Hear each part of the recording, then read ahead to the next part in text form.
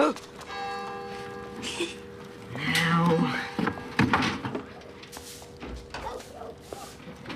There, that gave you a fright? Well, not much of one.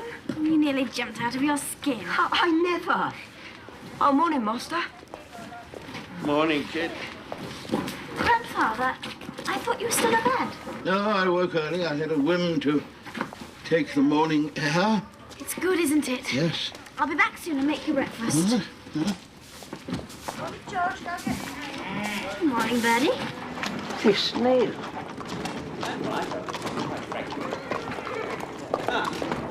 Quick, over here. I'll see you tomorrow. There she is. The sister in question. No, thank you. My little sister now. Pretty, ain't she?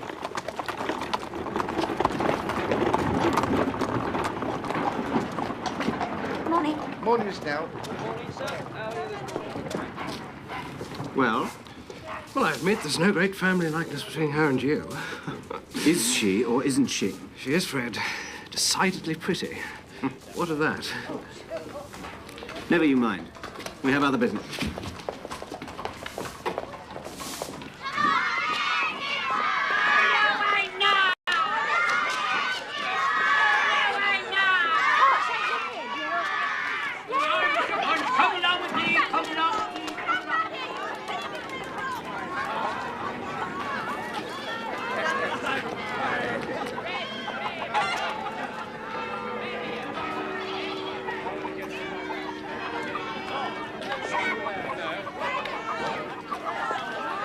Excuse me, sir. What? A certain gentleman wants to have a word with you. How dare you? I'm arresting you. Unhand me! How dare you? I protest! You have absolutely no reason to use me in this disgraceful manner. Take your hands off me! Quill, I implore you, as you hope for heaven, a week more. I swear I'll pay. Heaven? I've no interest in the place. None at all. You know me to be an honest man. Ah, but if there's one thing I detest, it's an honest man. Quill, I beg you.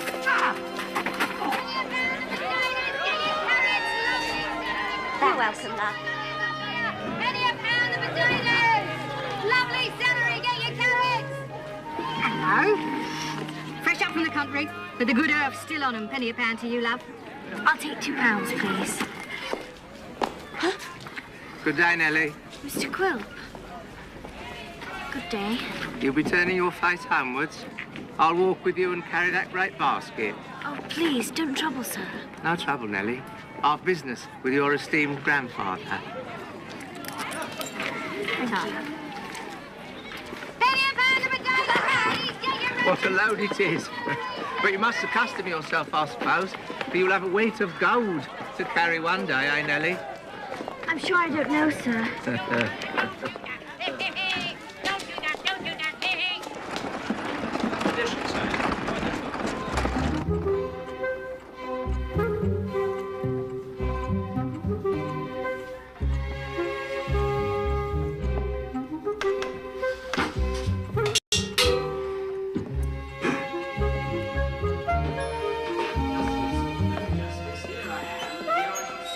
Until such time as I think fit to go. Be gone! Out with you! Get away! Do you hear me? Aha, my dear sir. May I make so bold as to introduce Why myself? do you persecute me? I wish to see my sister, that's all. It's a likely tale. It's the money you want, of course, isn't it? Always money. How often do I have to tell you I have no money? And how often do I have to tell you, dear grandfather, since you raised the subject, that I know better? Get out of here! You see how he talks, this man with no money? Who the devil's this? The friend I mentioned. Richard Swiveller, your most humble and obedient servant, sir. And, if I may attempt a slight remark. You may not, sir. You may get out. You too. Do you think I don't know how you poison Nell's mind against me? How you pretend to love her?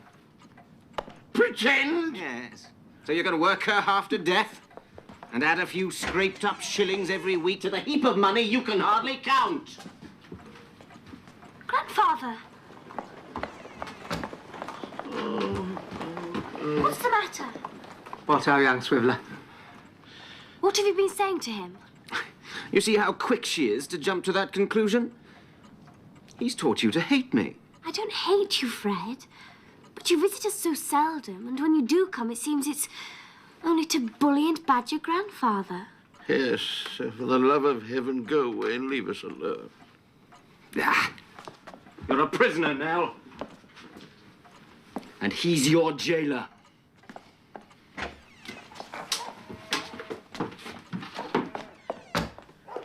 Would you mix me a tonic, please, my love? Of course, grandfather. So much for dear relations. Thank God I acknowledge none. What do you expect me to do? What would I do with him, you mean? Something violent, no doubt. You're right there. Here's the money you asked for.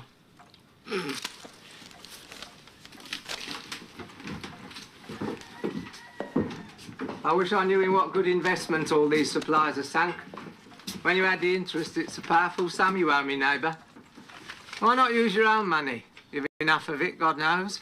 Well, the prudent investor will always be looking to use another man's capital wherever a margin of profit is obtainable above interest. You follow me? You're a deep one, you are. And keep your secret close. Oh, I shan't forget this. Well,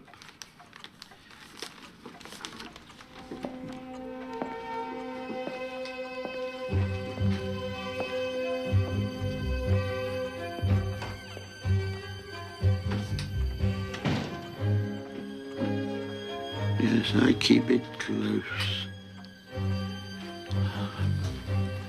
Hope and patience.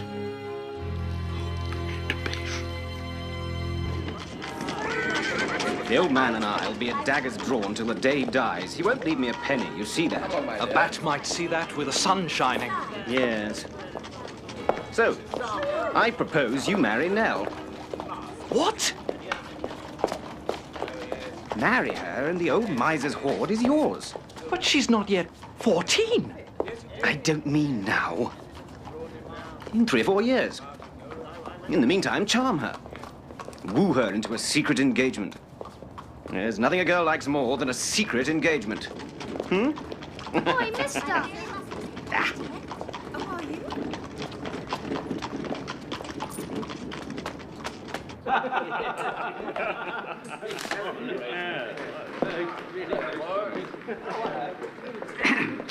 Ah, Warncliffe. A bottle of the rosy, if you please. I have been instructed by the committee to inform you, sir. Really? Wonderful guest. A letter arrived this morning from my aunt. She came through, bless her. Now, do send up that cloud. Very good, sir. Think. The old skinflint's bound to die soon. I mean, does he look like a long liver to you? Hmm? You don't look like it, but these old people, there's no trusting them. I mean, take my aunt. She was going to die when I was 8 years old. Hasn't kept her word yet. Yes. On the subject of said aunt, you could let me have 20, could you? 20? Fact is, I've got to go abroad. How does that? Yes. It's France or debtor's prison. All the same, 20. I put you in the way of marrying my sister, haven't I? I suppose there's no doubt the old man's rich. Rich? I can remember when he kept 30 servants and collected those curiosities of his as an amusement. And why does he keep a shop? Because he's a miser. A real, genuine old hoarder. 10 years he's had that shop and never spent a halfpenny about bare necessities. Why, he must be sitting on $1 million at least. A pretty desperate old man. Oh, well, in the circumstances, I suppose I could let you have... I knew I could count on you.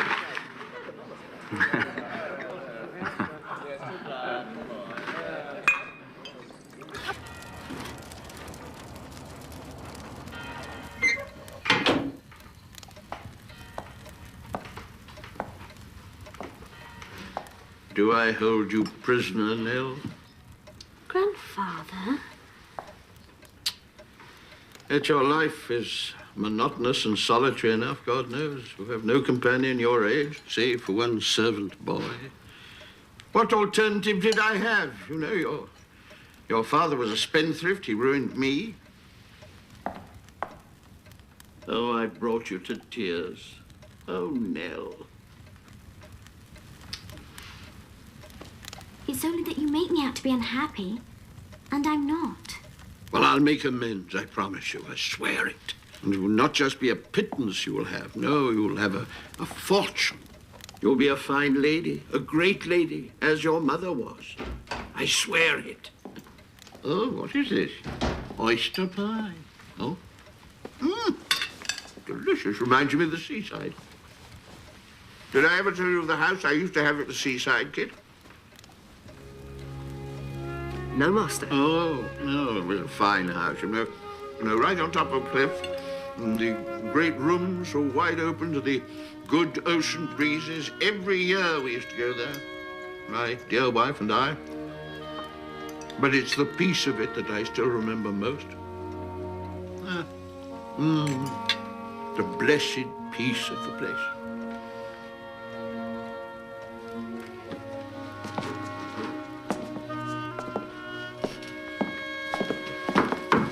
You're not going out, Grandfather? Not again? Well, I'll walk with you, Master. No. Be out of your road. Why won't you let him?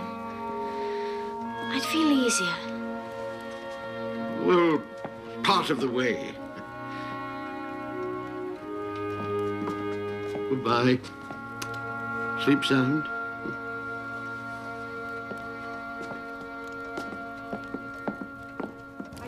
Nellie says you are making great progress with your reading. That's just her way, sir. Her sweet way, yes. Well, you are the light in her life, Kit. And in mine, and in mine. Well, I go off here, Kit. You'd better run off home. It's a black night, Master. Black night, yes. Well, give my regards to your dear mother. Good night, Master. Good night, Kit.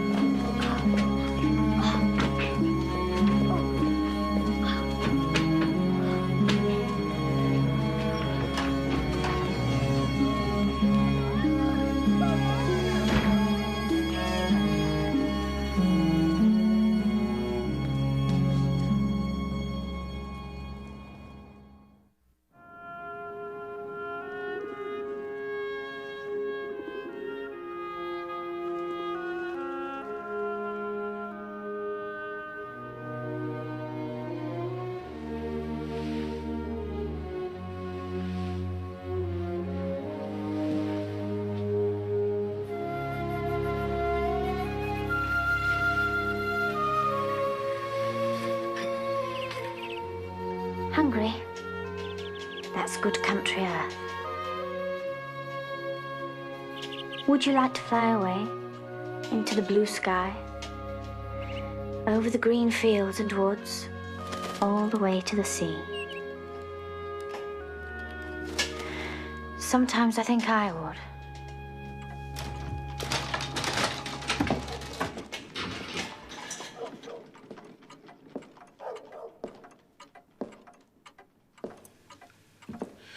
I'll do it again. Mass.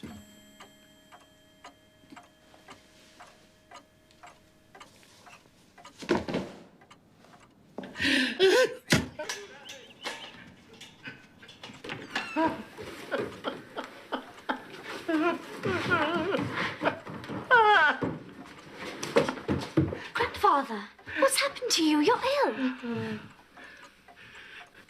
What are you doing? Go back to bed. Why won't you tell me? Why? Will you do as I tell you?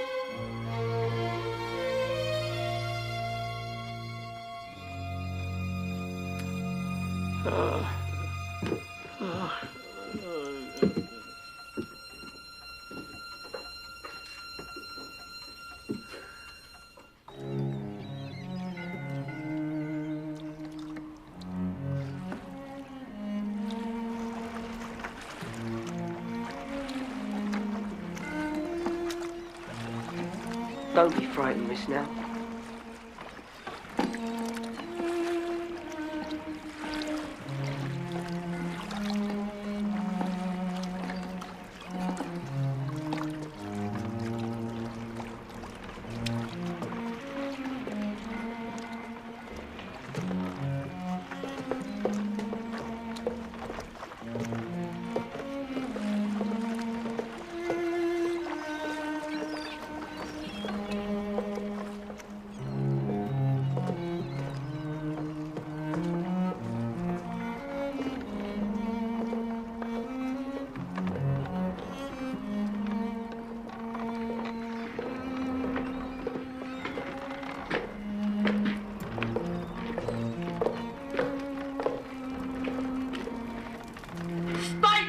Business. I said, state your business. Is Mr. Quilp in? Yeah, he's in there. Wait here, kid. All correct, Mr. Quilp, sir. I'll be on my way then. Yeah, merrily on your way, Mr. Skinfleet. Merrily on your way. Nellie, come in. I brought a letter from my grandfather. So soon?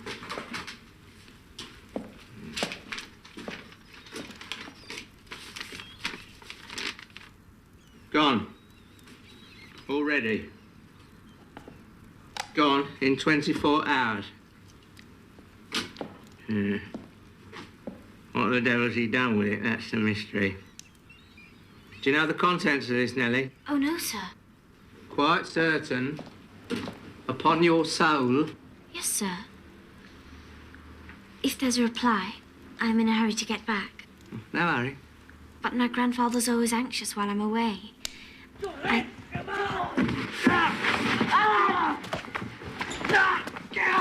them! I'll stop them. I'll bruise them till they're copper-coloured. I'll pulp them.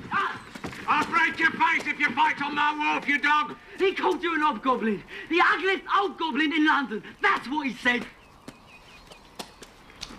And he said that Miss Nell was ugly and that she and my master was in your power. Why'd he say that, Nanny? Because he's a fool. And you said what you did because you're clever. Almost too clever to live. Unless you're very careful of yourself, Kit. Hobgoblin. That's new. Spider, gargoyle, toad. They've all been flung at me when I was a boy, you know, before the world learned to measure me by my money.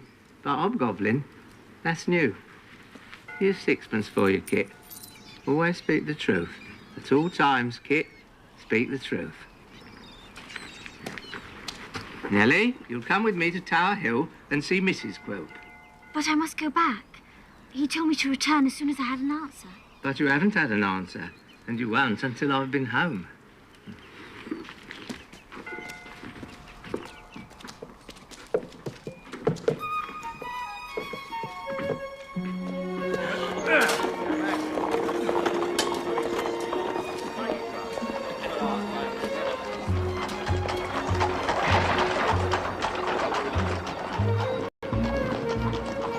You wait here.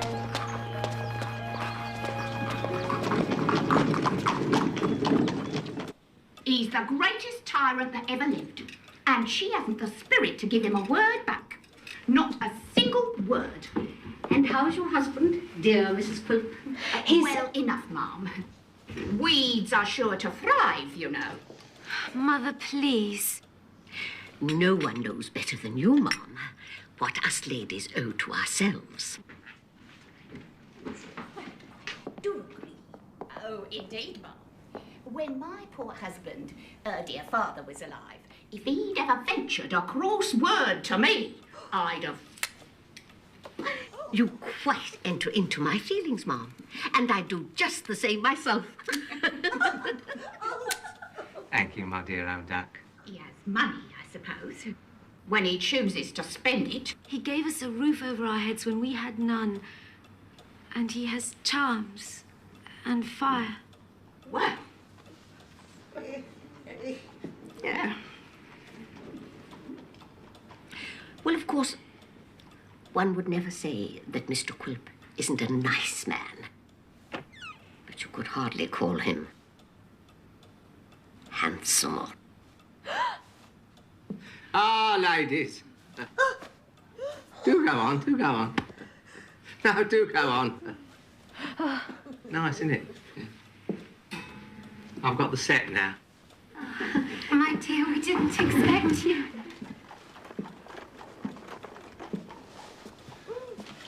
Oh, shrimps.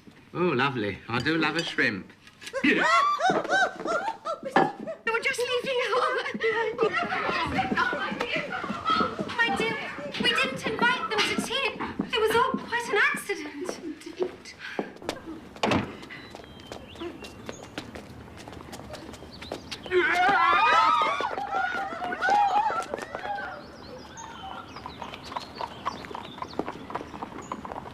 Ow!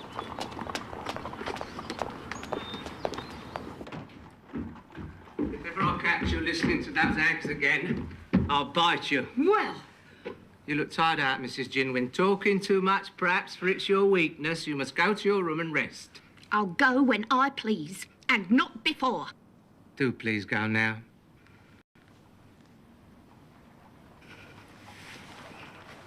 Well, Go into Nellie. See if you can get anything out of her about her grandfather. Do you hear? Dear Quilp, since she started coming here, I've grown to love the child. She shares all her little sorrows and joys with me. That's good. If you could do without making me deceive her... No, I can't, Mrs. Quilp. So do it. Take her milk and biscuits. Yes. Yes, Quilp. Yeah, she'll like that. And remember, I'll be at the door. Yes.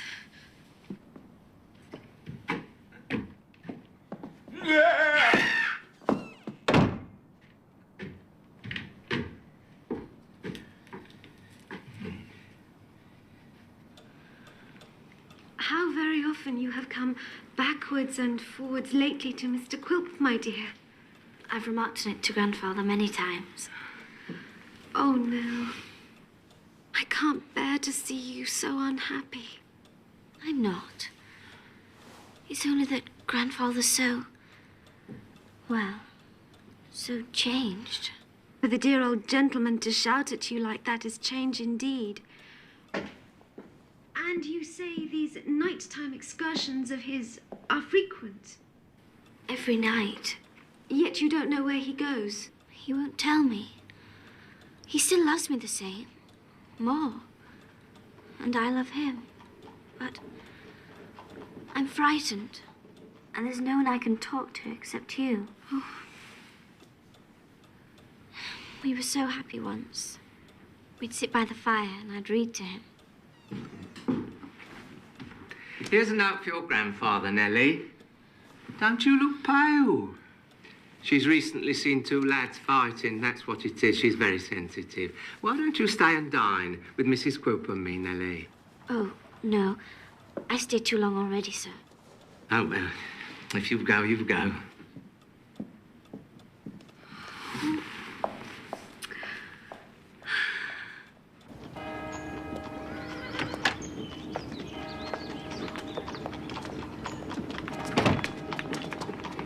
Only to say I'll see him tomorrow or the day after.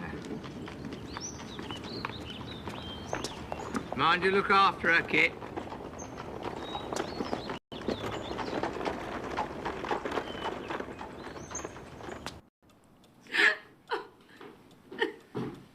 You're a keen questioner, ain't you, Mrs. Quilp? What more could I do? A real razor-sharp examiner.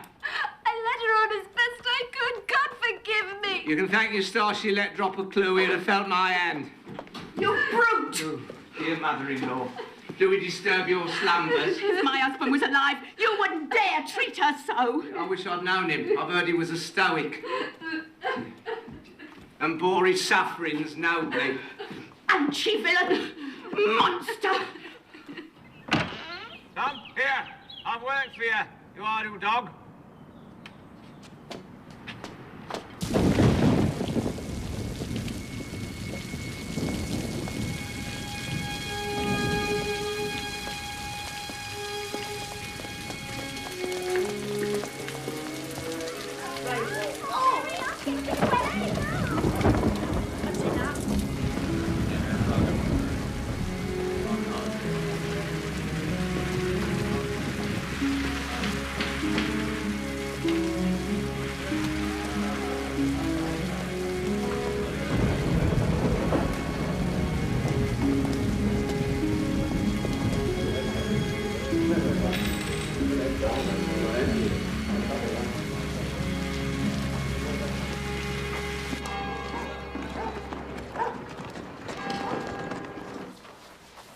2 days gone.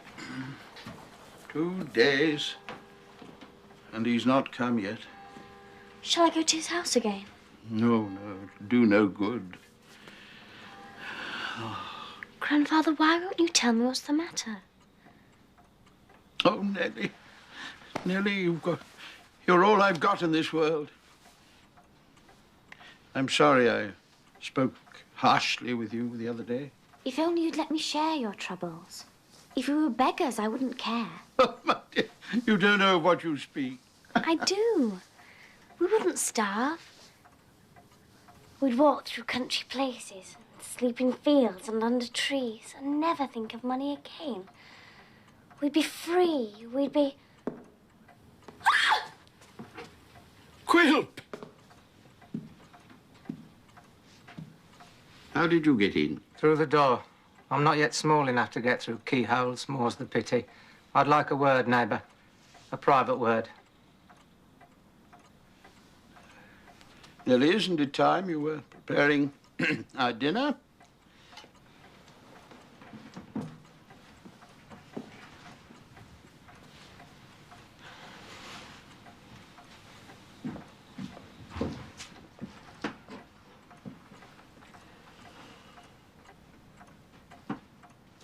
How did you find out? The card table.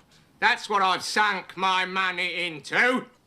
But how did you find out? A gaming den, your precious scheme that was to double my money. Daniel Quilp, of all men, taken in by a mere shallow gambler. No, I'm no gambler. I call on heaven as my witness. I never wagered for personal gain. I never played for pleasure. It was for Nell, to save her from the hell of poverty. Oh, Quilp, I'll double your money yet. You'll see if I don't. If a man gambles long enough, he's bound to win in the end, isn't he? I mean, that's a mathematical certainty. Quilp, this is going to interest you here. Look, these are my calculations. If I throw once more, twice at the outside, I'm bound to win, you see that? It's hope and patience. Hope and patience, you deluded old fool! You thief! You madman! No, I implore you. Oh, Quilp, it's for poor Nell's sake. A few pounds more. More? Now that I know the truth, not a penny, not a farthing. Margin of profit above interest. No.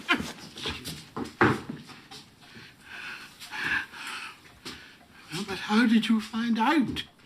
After all, I was secret, I was careful. At least tell me the name of my betrayer. Who was it? Someone from this house, was it? It couldn't have been. Kit? No. Kit would never play the spy. No. Kit. Oh, I don't believe that. Yeah, Kit it was betrayed you. Oh, yeah. Yeah. And called me Hobgoblin.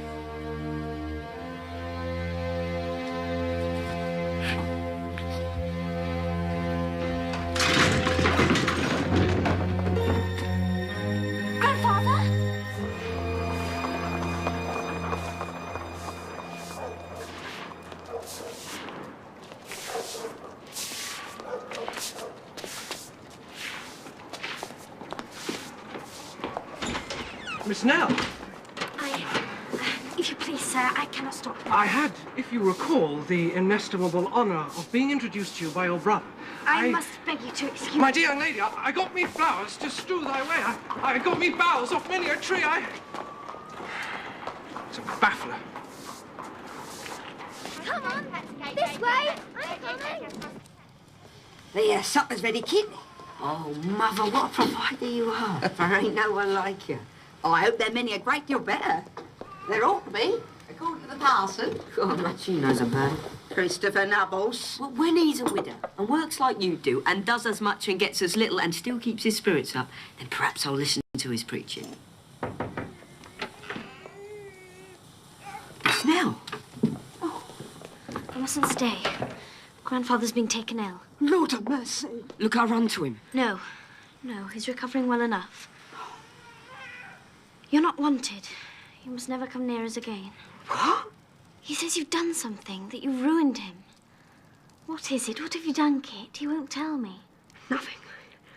I'd done nothing. You must have, even if you meant no harm. I'd never do anything to harm him. Not knowingly, perhaps. I'd done nothing. Say you believe me now. Here's your week's money. You mustn't return to us.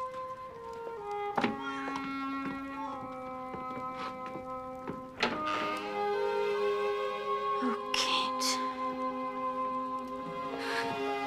I've done nothing. Done nothing.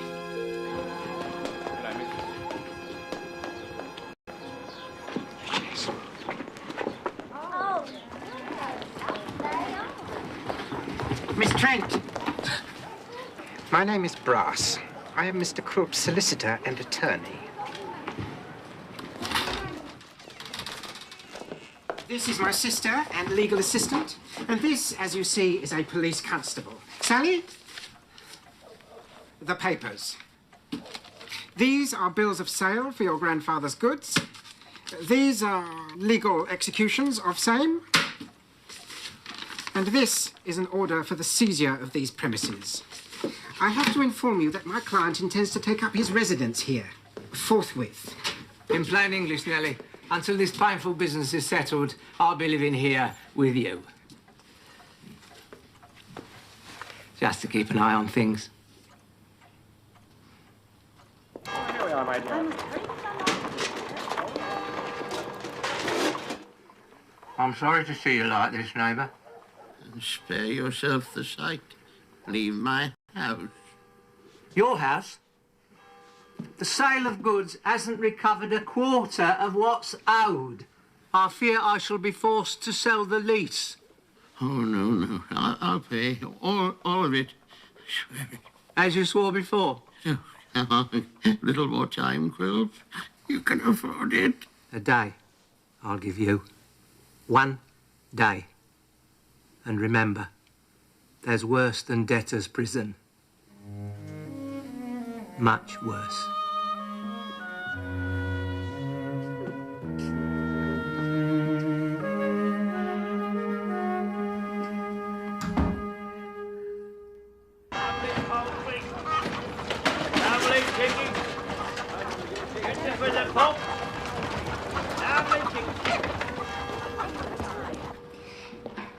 Mr. Quilp, might one inquire how many days you intend to stay here? We.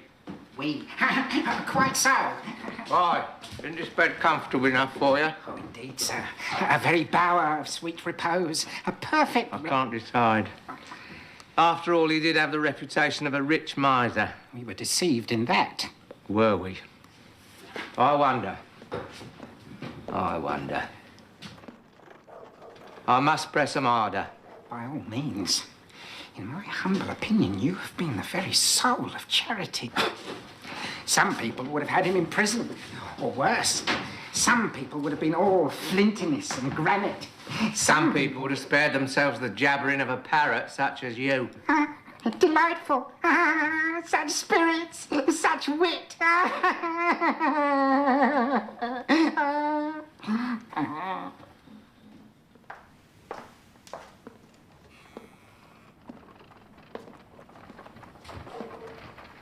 Cupboard bare, Nellie. That won't do. We'll go to market together. We mustn't let the old gentleman starve. Oh, no, sir. Your grandfather was a rich man once, Nellie. Where are we going? Who knows but that he might not still have some of his former wealth. In a strong box, perhaps, well hidden, or in a bank. Where are you taking me, sir?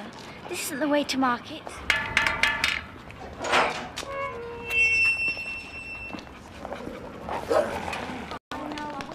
If that was so, you'd tell me, wouldn't you, Nellie?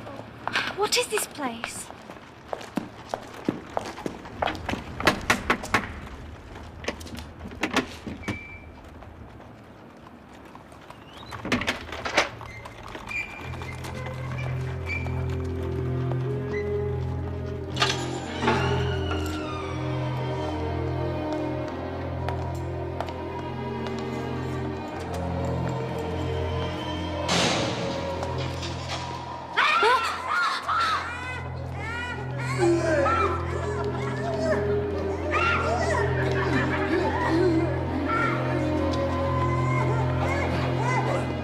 You know what a miser is, Nellie? Your true miser broods over his hoard of gold in secret, and will not part with a penny, not even in the most desperate extremity. He's a kind of madman, and the law treats him as such and locks him away in a place like this. That's right, Miss Nellie. Oh, yeah.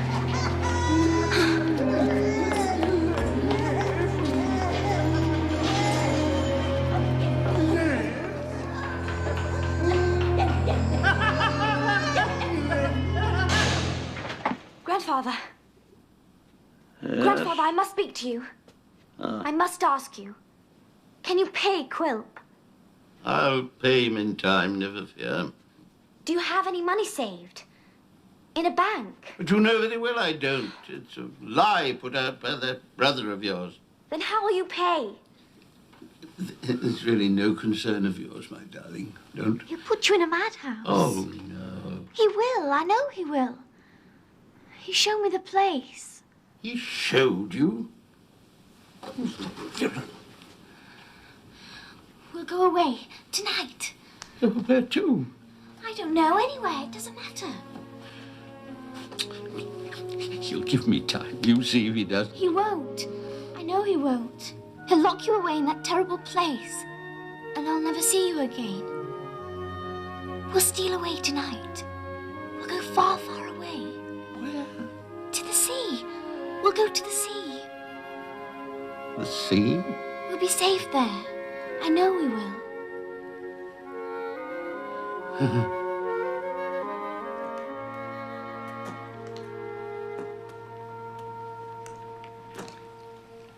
What would the law be in this case? Yeah. You have a smoke.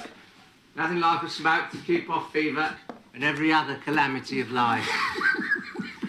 Can I put him in the madhouse? Well, smoke, go on, smoke. Good, eh? Fragrant. Famously so, sir. Well, can I? What do you think? What you have done before, you may do again. After all, sir, to attempt to cheat you, a man must be mad. The threat alone might be enough. I'll swear the information tomorrow. Bravo, Mr. Quilp.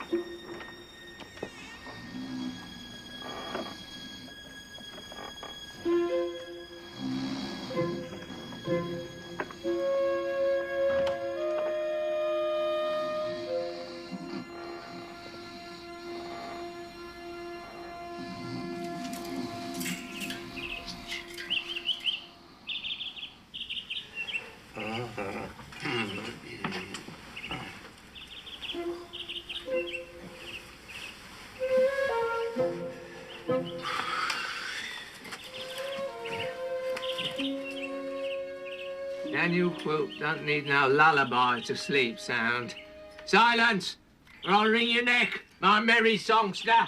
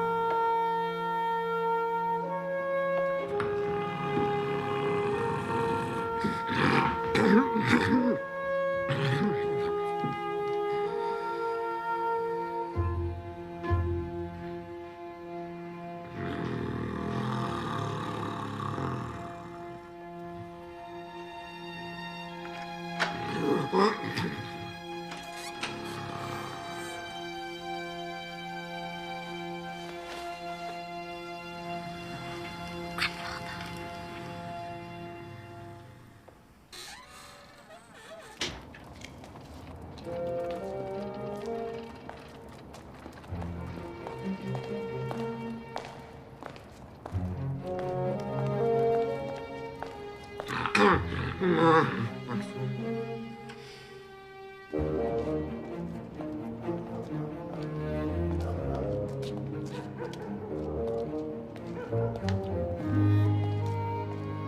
here.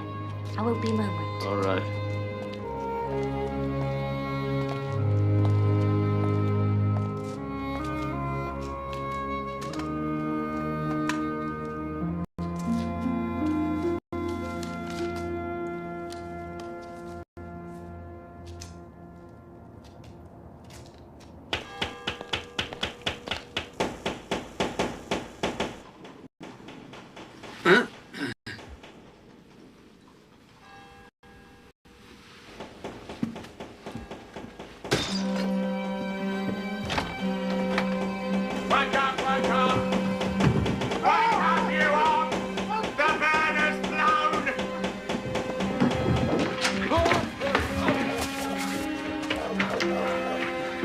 Have you seen them?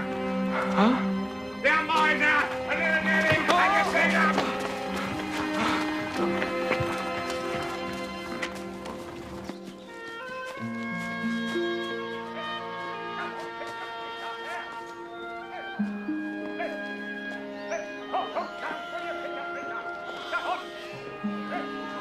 We're free of it, Nellie.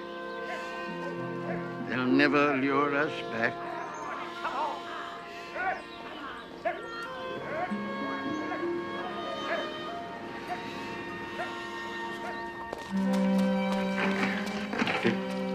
Do I take it? Go on. Go on. Both of them. They'll have to pass the gates of hell itself before they escape Daniel Quote.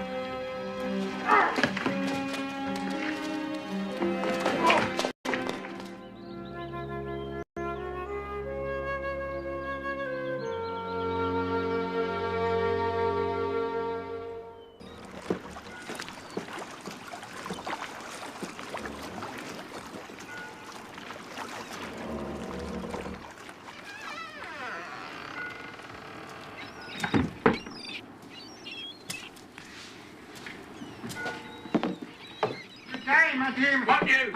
Oh, Nell and the old miser. Who else, you braying donkey? Donkey. Most colourful. You're as slow as a tortoise and thick-headed as a rhinoceros. Such knowledge of natural history. Well, sir, as instructed, I sent word to trusted colleagues along the principal highways. Well? Well, we've had a hint, sir. A hint, sir. What's the use of an hint? They've got a good start on us. I mean, of course, a positive sighting to the west. West, eh? Here, read this. West, making for Bristol or Plymouth, perhaps, taking ship. Step onto any quayside between here and Land's End, I'll have you, my beauty. I must congratulate you, sir.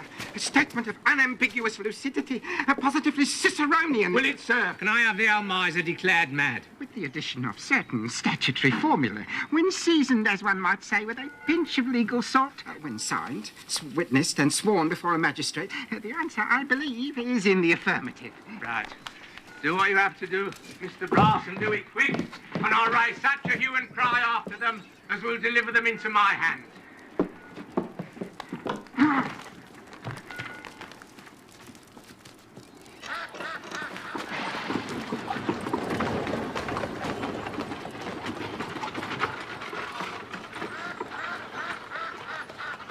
Nearly. Now? Nearly. Nearly. Look. Oh, Have a look. what have we there? Gooseberries. How wonderful. Good to see you looking so happy. I am happy. You know, I wonder whether I have ever known real happiness before. I've certainly never slept so soundly and so dreamlessly before I made my bed in barns or under trees. Oh, and the taste of good country food. We have a little money left. We might stop at an inn tonight. Well, we will lay down our heads where the good Lord wills it. Are we not pilgrims, you and I? Of course we are. Come on. Delicious gooseberries.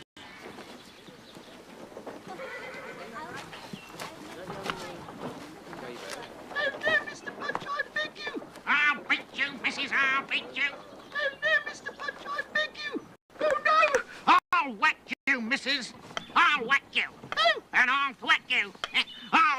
you! I'll whack you and I'll whack you! Oh, no! Have mercy on me, Mr. Punch! Have mercy! Have mercy on me, Mr. Short. Have mercy on my patience. Your patience, Mr. Codlin? You've none to have mercy on. Good day, gentlemen. Oh, good day, Master. Miss. So long since I've seen a Punch and Judy. I used to delight in it. Where are you performing? Tomorrow at the fair. But why'd you come here, of all places, to do your work? It wouldn't do to let the public see present company undergoing repair. It'd destroy all the delusion, take away the mystery. I mean to say, would you care a farthing for the Queen of England if you knowed her in private? Oh, yes, fair enough. Public's fickle for all that. This is Mr. Codlin, sir. He takes the money. It's his branch. If you stood in front of the curtain and saw their faces, you'd understand human nature better. It's made him what you might call a universal mistruster, sir. I have a needle and thread, sir. I think I might do it better. Oh, yeah? Oh. Much obliged, I'm sure. It has the look of quill. When did you say you were performing this? Tomorrow at the fair. And you, sir, you travel the road? Yes, we travel the road. On foot? Yes, on foot. Is your destination far? Oh, we have no particular destination. No destination? That's queer. What she means is we're travelling towards the coast. If you're looking for an inn... We have little money for inns. Ah, well, if you care to accompany us to the fairground, you may have your night's lodging and your dinner for nothing. Isn't that right, Mr. Shaw? Quite right, Mr. Codlin. It's free to all on the eve of the fair, provided you has the proper interdiction, which Codlin and I should be honoured to provide. Most obliged. Yeah. That's settled, then.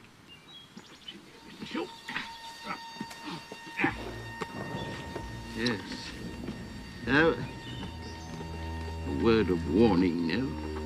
Don't mention the name Quilp there where it could be overheard.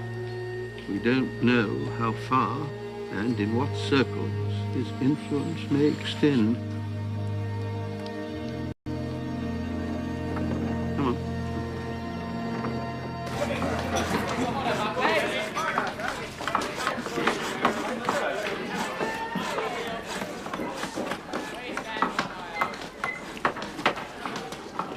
Right here, dog. Dog yourself. Come in, Mr. Quilt, come in. An honour and a pleasure, sir, as always. Sally, old fellow, here's Mr. Quilt. Sally, there's the woman I should have married. There's the female, has all the charms of the fair sex and none of the weaknesses. Stuff. Sally Brass, you're as hard-hearted as the metal you take your name from. Will you hold your nonsense? Delicious. Brass, metal. Very good, very good. Have you drawn up the paper? Paper. Ah, yes, indeed. Yes, Sally, the paper. If you would just sign there, sir.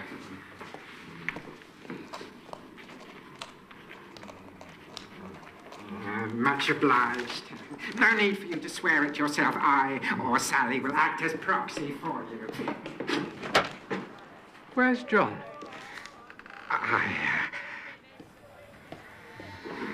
John. Your clerk that I recommended. John. Yes, we were, alas, forced to terminate his employment. There was money going missing from the petty cash. And you suspected John? It was a maxim with Foxy, our revered father. Always suspect everybody.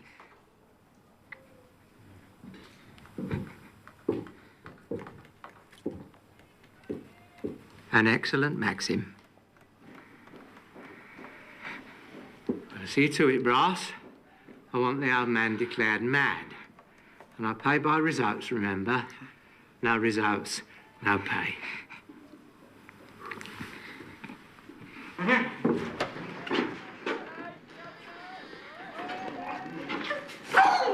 Why didn't you tell him John was out on some errand? To what purpose? Purpose?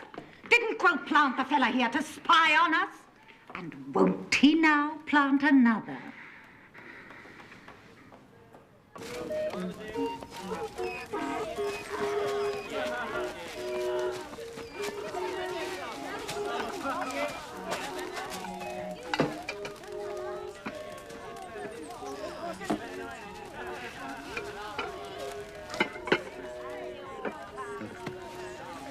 Well, I'm for bed. I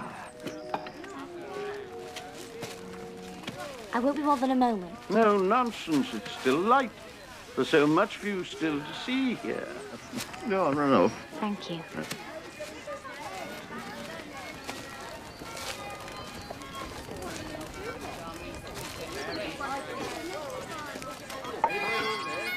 Come on, bring it over here.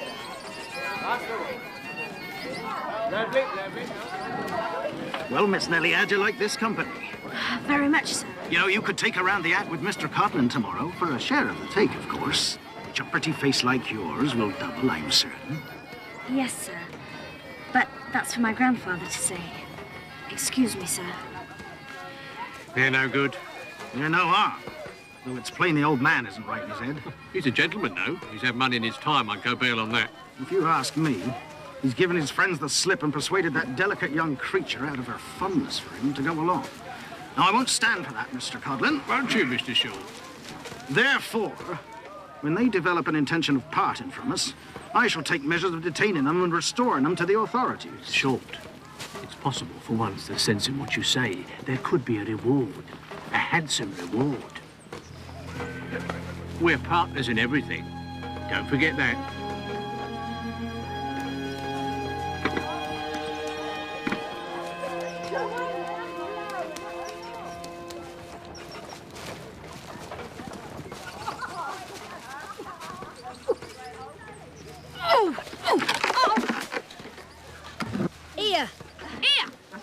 Here, Ma'am. Thank you very much, child.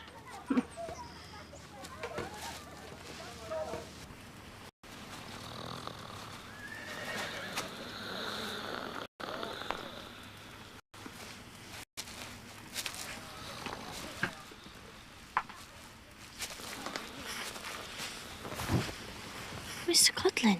Shh. I've come to offer you some advice, my dear. Don't ask me why. Just take it. As long as you're with us, keep as close to me as you can. And don't offer to leave us on any account. Short seems kind, but I'm the real open-hearted friend. I mayn't look it, but I am indeed. Enough said. Remember, Codling's the friend, not Short. Codling, not Short. Who's there? It's only me, Grandfather.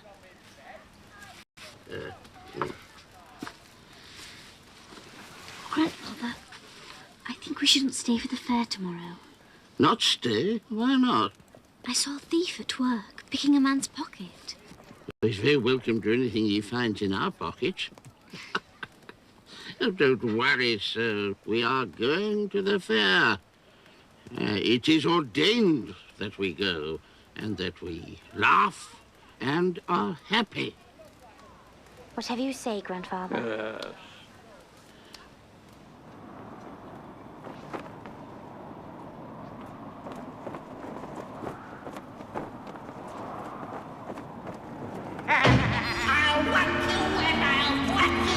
I am your particular friend.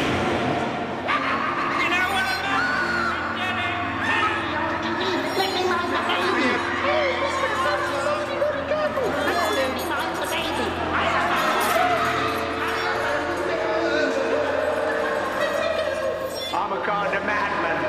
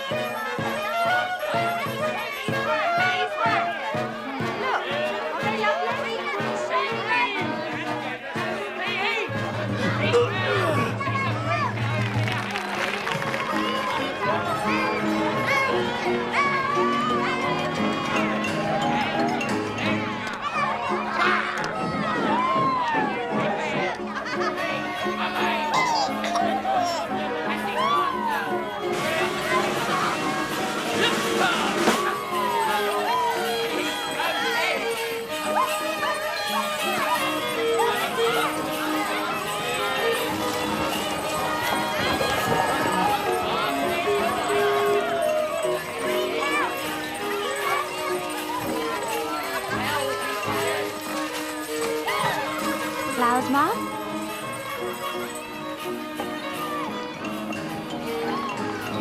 Here you are, miss. Thank you, sir. Thank you.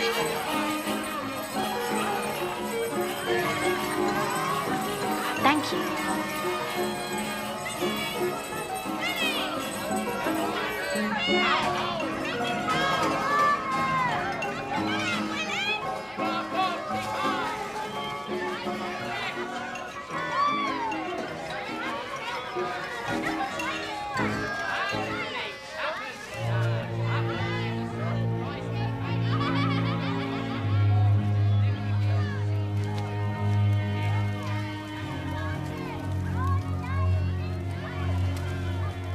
Good day to you, sir. Am I mistaken, or is there might there be a card game going? There might be. Do they play high? Some do. But a gentleman with a few shillings in his pocket is as welcome as a lord with 100 guineas in his purse. Oh, yeah. I'll be back.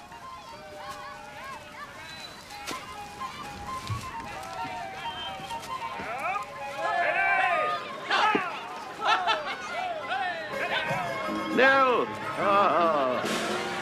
Grandfather, look. Yes? Oh, you've done famously. Oh, all those coins.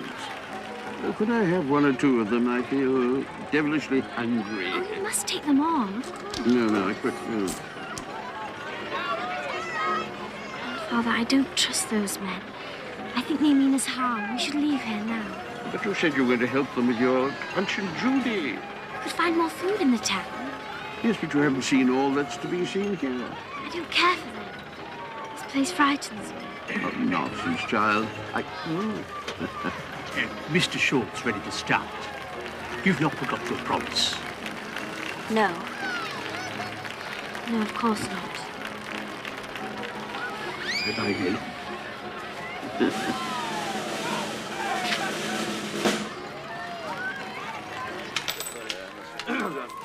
Hello again, sir. It's a straight game. The house sees to that and takes its little cut accordingly.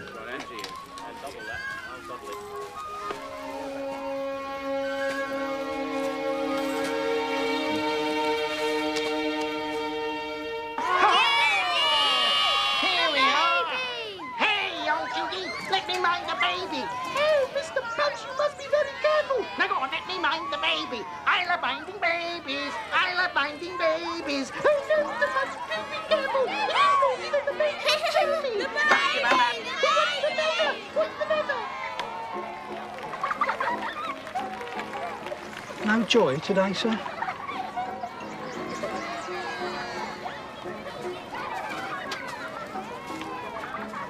If you should happen to pass by Market Snaresborough, there's a regular game to be had at the Old Bull Inn.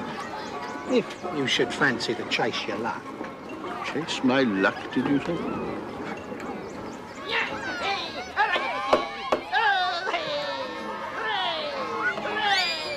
What's the matter? What's the matter? Don't interfere! Don't interfere, I tell you! Sit down, boy! Sit down, sit down! I did not throw the baby out the window. Oh, dear. Oh, dear. Oh. Grandfather! Grandfather! Please. I know they mean us some mischief. We must go now. What?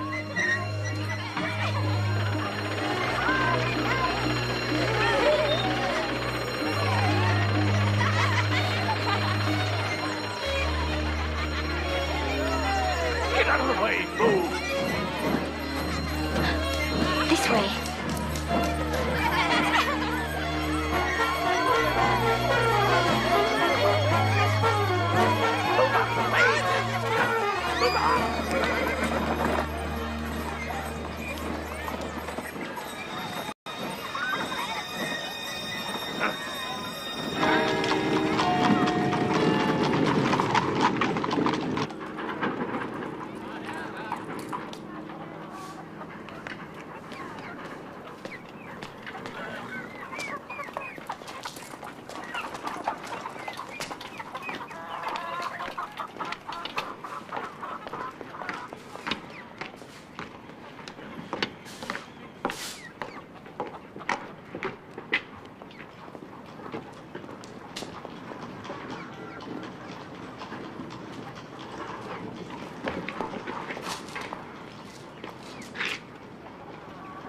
day to you. Good day, sir. Did you happen to know the people here? Little Neil and the old gentleman. Oh, I knew them well. Can you tell me where I can find them? Gone in the night, there was. They come and they took all the old gentleman's goods. Then, a few days after, 2 of them was gone. Who came? Who took their goods?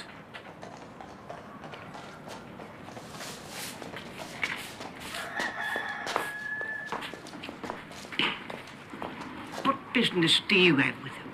My business is my business, but you could make it yours. Don't know no more than what I've said.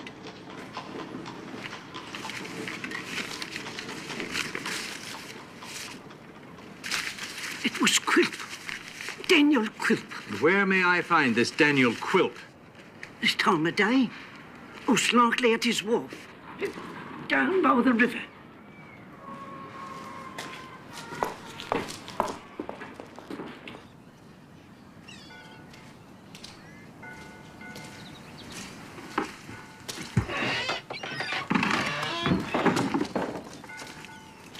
Mr. Quilp in? That depends on who's asking, doesn't it?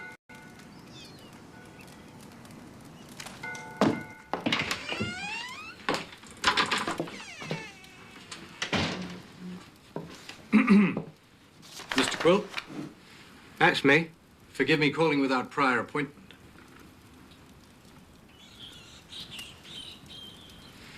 A remarkable collection of curiosities. Formerly the property of a certain old gentleman.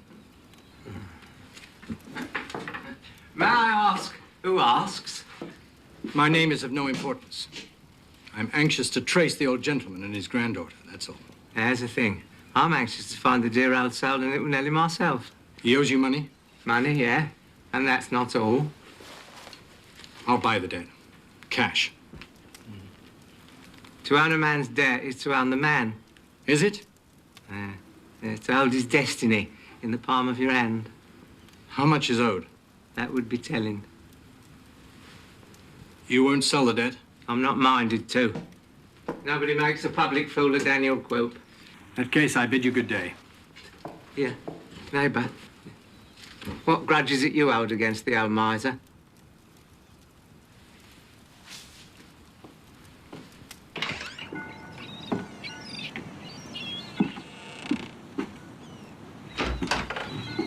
Come here, dog. Right, see that man? He dresses plain and he talks plain, exceeding plain. But he has money. Follow him.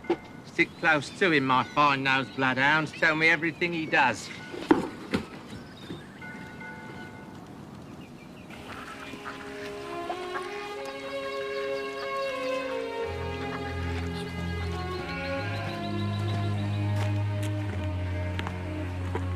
Just a little further.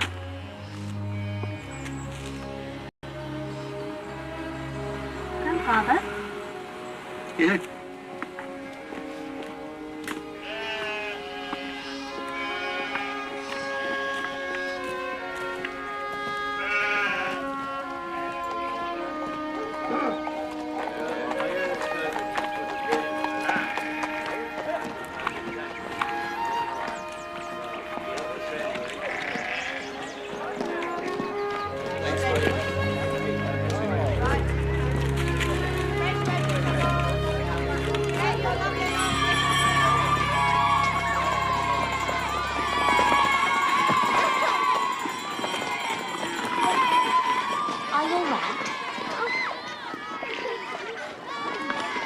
Off you go.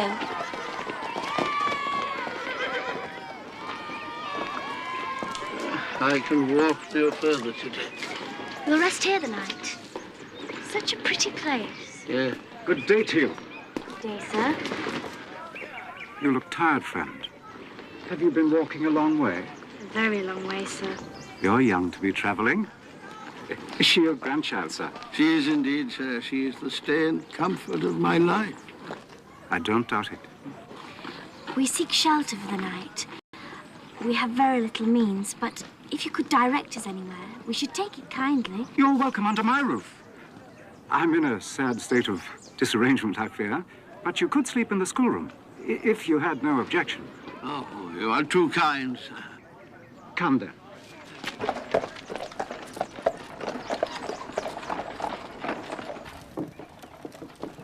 As you see, I am to leave this place in a few days. I swear, I've added nothing to my possessions while I've been here, yet I'd blowed if I can fit it all into my trunk. I suppose I shall have to buy another, and so pay double the charge for carriage. If you forgive me, sir, I think perhaps if it were better done. I'm a helpless sort of person, I'm afraid. If I might try. Try by all means, but it'll be a miracle if you succeed. I have to see the vicar. You'll find bread and cheese and ale. I beg you to help yourselves. Oh, and there's bedding somewhere about. If you'll excuse me, I'm expected to be punctual, though I never am.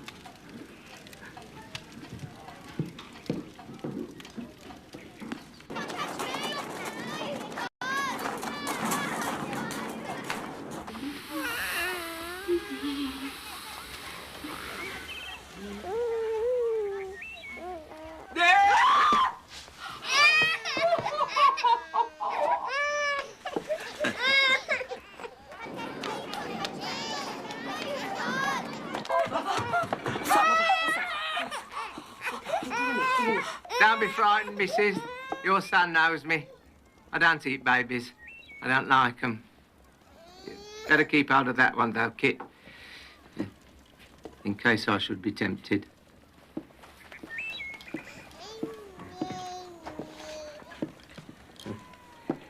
Here's a pretty songbird I've seen before.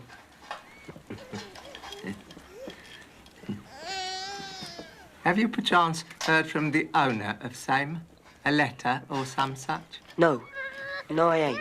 Come now, Kit. Oh, Dick Swiveller's here to ask the same question, if I'm not mistaken. Your humble servant, one and all. Yes, indeed, that was the object of the present expedition. I have my own reasons for wishing to find Miss Trent. Most honourable ones, I assure you. I only wish we did know where Nellie and the old gentleman had gone. No little note, Kit? No tender inquiry from the West Country, perhaps, as to the health and continuing songfulness of our feathered friend here? No? Yeah. Lay a hand on that child and I'll lay mine on you. That's the way, Kit. Always speak the truth, remember? At all times, Kit, speak the truth. I warn you. And I warn you. But I must go. Please, don't press me to stay, for I've an urgent appointment elsewhere. I'll find her, Kit. Then you'll be easier in your mind.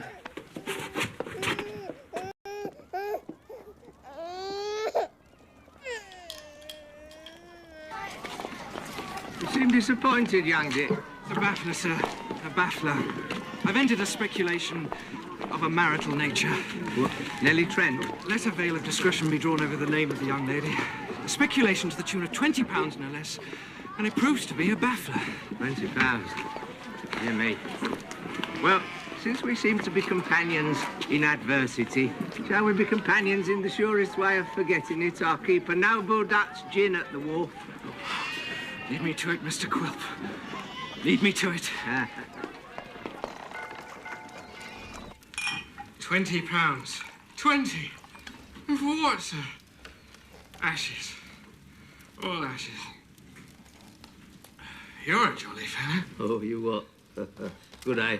Strong and fiery. Little Nellie gone. Pretty little Nellie.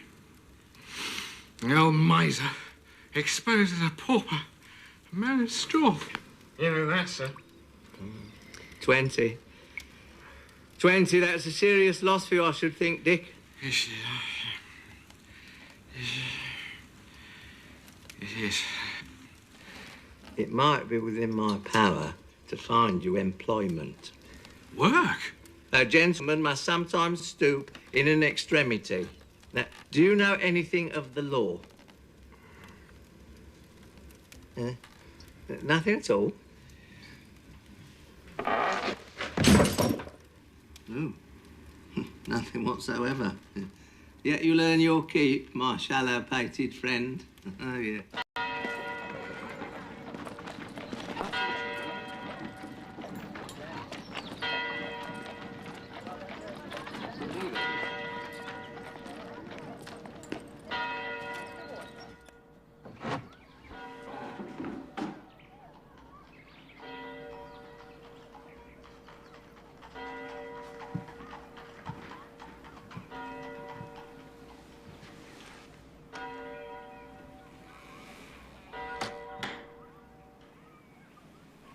Bless my soul.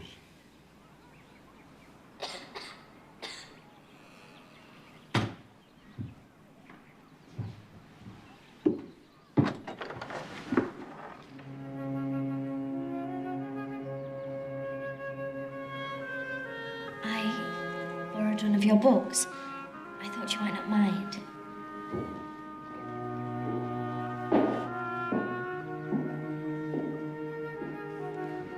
Pilgrim's Progress. I know Pilgrims. My grandfather says so. It's a fine evening. I thought of taking my pipe outside. But you must be tired. Oh, no, sir. I do like to smoke a pipe, but the vicar doesn't approve. He's against miracles, too. I'm sorely tempted to show him that trunk of mine. I can't imagine how you did it, but I thank you. Why are you going away? This is such a beautiful place. The fact is, I've been dismissed. Certain irreconcilable differences having arisen between myself and the vicar. I won't beat the boys, you see. And the vicar's most decidedly of the spur the rod, spoil the child greed of education. If I had a school, I should never beat anybody. Well said. He seems quite an ogre, this vicar. Well, happily, I found a new and more congenial position where they permit a drop of the milk of human kindness to nourish the growing plants.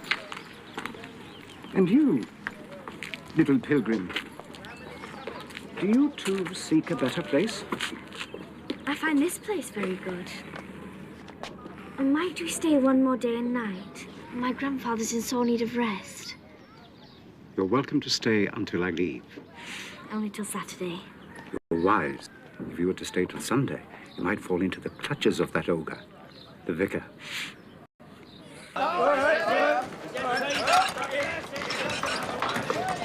Now remember, Samson Brass pays the piper, but Daniel Quilp pulls the tune.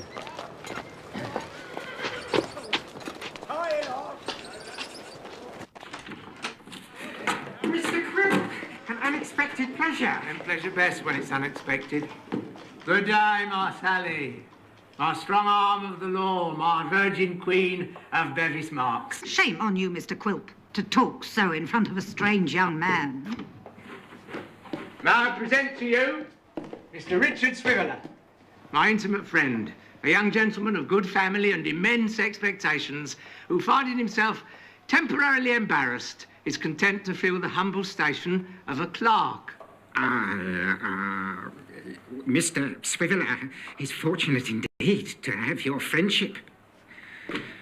You may be very proud, sir, to have the friendship of Mr. Quilp. Mr. Swiveller wishes to enter upon his duties at once. By all means. Indeed. At once. Miss Sally will teach him the delightful study of the law. She'll be his guide, his friend, his companion. Such eloquence. With the fair Miss Sally and the beautiful fictions of the law, his days will pass like minutes. Such flow of language. I could listen forever. Well, he won't, because I'm off. Farewell, divine creature.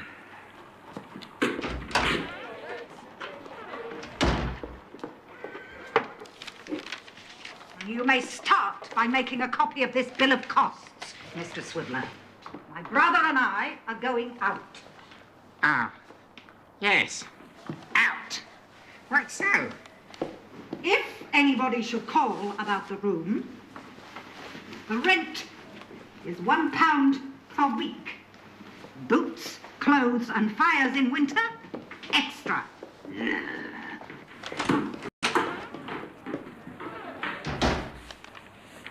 So I'm Samson Bronte's clerk, am I? And also clerk, it would seem, to a species of female dragon. Staggerer number 1. My aunt stops the supplies. Staggerer number 2. No money, no credit. Notice to quit the old club. Staggerers 3, 4, and 5. Under such an accumulation of staggerers, what can a man do but copy the bill of costs for said dragoness? What did I tell you? Didn't I say he planned a new spy on us? What of it? Do we have another client like Quilp? Look at that bill book. It's all Quilp, Quilp, Quilp. He's our whole business.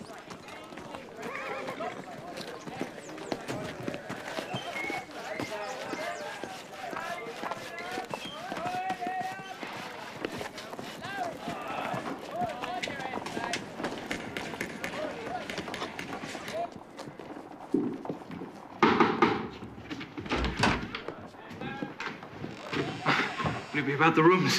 It would.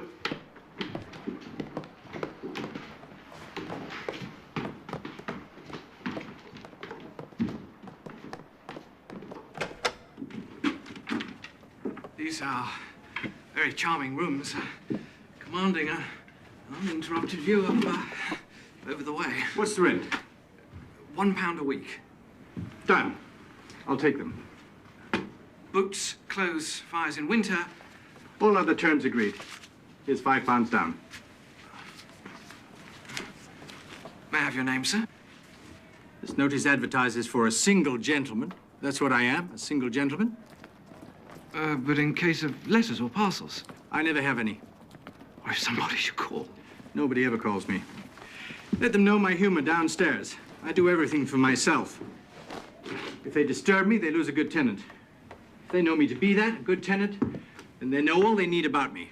If they try to know more, it's no risk to quit. Understood? And good day to you.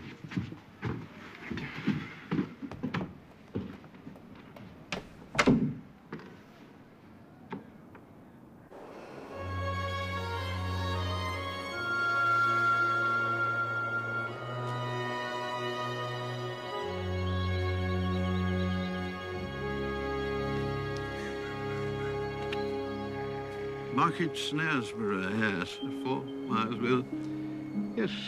We'll go there. Shouldn't we avoid a large town if we can? Oh, on the contrary, Nellie. Where there are people, crowds, we are inconspicuous. In a village, all eyes are on strangers. But Quilp's more likely to have friends in a town. Oh, we're beyond Quilp's grasp by now, my dear. I'm sure of it.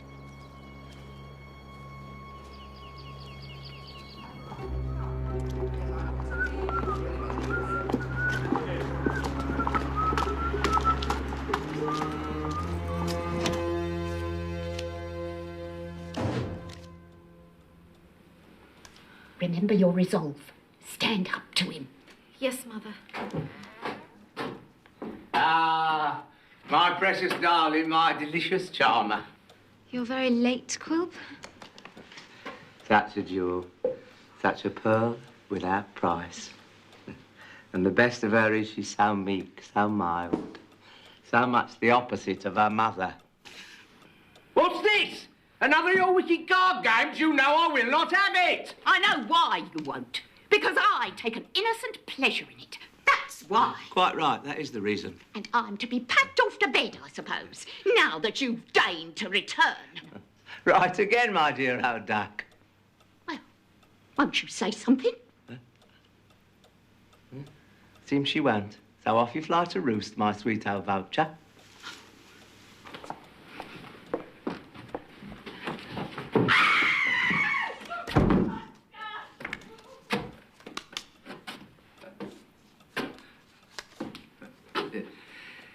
Am I nice to look at? Yes, Quilp. Quite the lady's man. Would I be the handsomest creature in the world if I had more whiskers? Hang on. Cards. Here. That's how to find a gambler. The card table. Let them be, Quilp. What? Don't pursue them. Don't hound them. Let them go. The money's nothing to you. What money, missus? Do you think it's money? Isn't it? I'll tell you what it is. The old miser fooled me. And the world knows it, and the world's laughing up its sleeve at Daniel Quilp. You're laughing. No, never. Wait till I drag him back. Wait till I put him in the madhouse. Where he belongs, he won't be laughing then.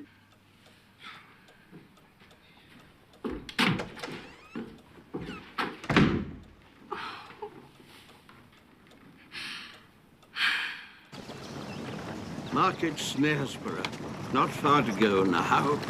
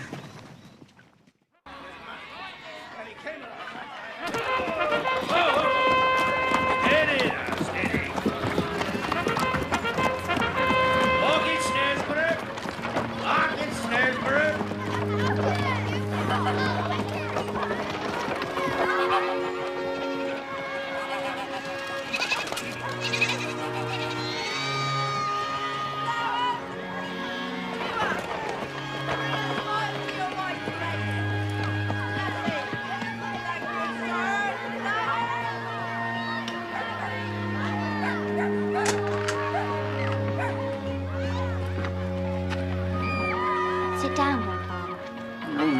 I'll go and find us something to eat.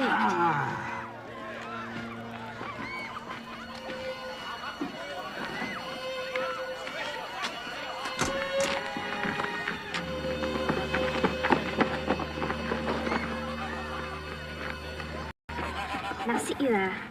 I won't be long.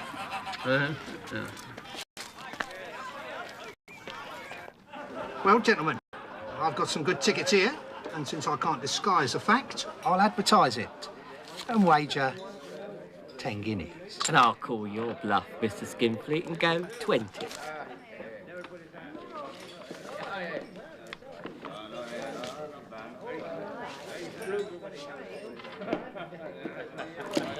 Gentlemen, my apologies. I must withdraw. A pressing matter. Bluffing, you see.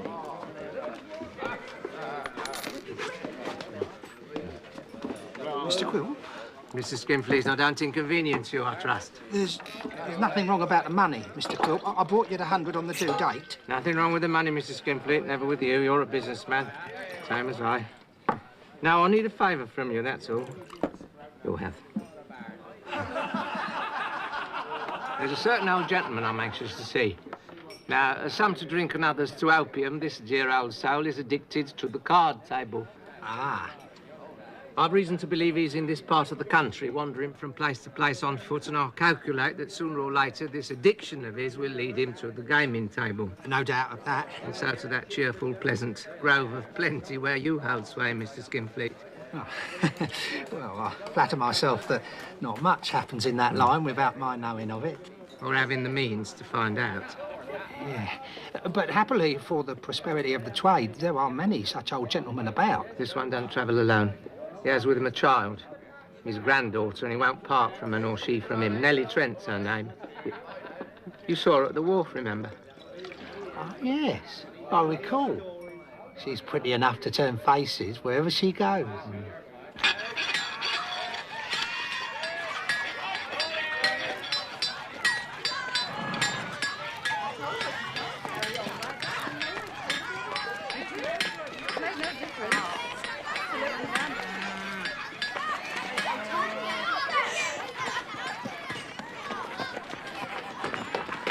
Rely on me, Mr. Quill. I'll pass the word. Do so, Mr. Skinfleet. Find them, and find them soon.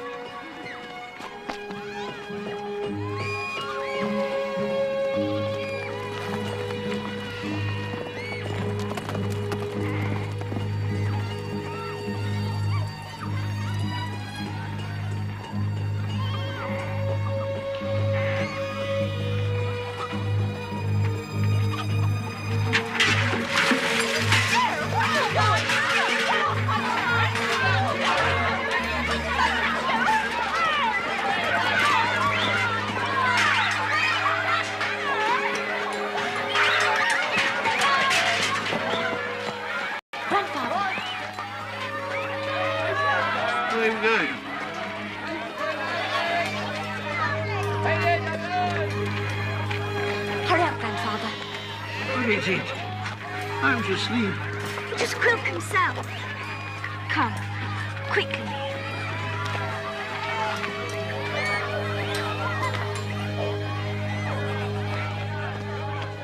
We must be more careful, Mills. We will be, dear Grandfather.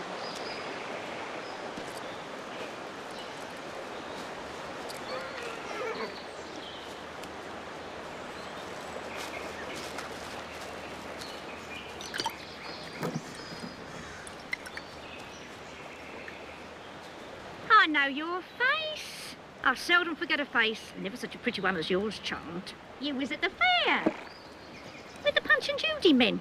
Very sorry I was to see you in such company. Do you know them, Mum? Colin and Short. Do I look as though I know them? Does the caravan look as though it knows them? Oh, dear me. Are you hungry? Oh, no, thank you, Mum. Oh, but you're thirsty and your foot sore. You wouldn't say no to a nice cup of tea, I'll bet, old gentleman. Would it make much difference to the horse if we took these travellers with us? Oh, it's very kind of you, but... Well, George, I do hope I'm not hurrying you. Well, Mum, they make a difference, of course. But not much, eh? Well, that's settled then. That's settled then. Now, come on, the both of you. Eat and drink as much as you can and don't spare yourselves. It's all I ask of you. Come on.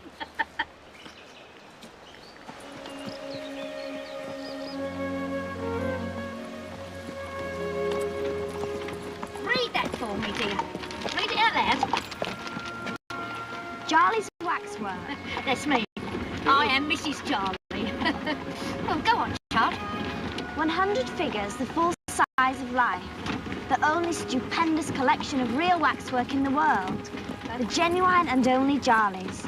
The royal family are the patrons of Jarley. There. I knew she was a reader. I'm not myself, you know.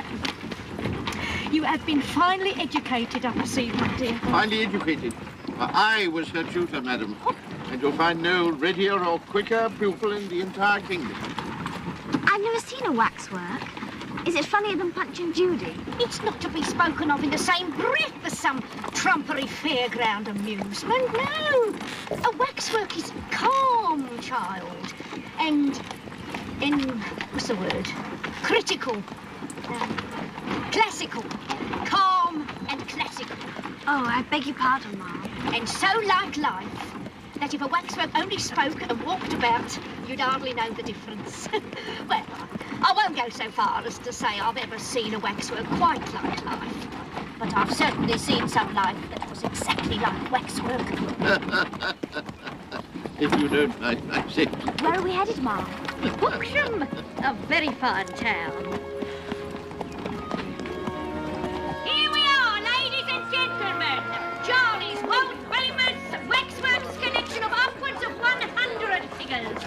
All other collections are being gross deceptions or imposters. Be in time, be in time, be in time. Price of admission only sixpence. Be in time, be in time, be in time. You not go?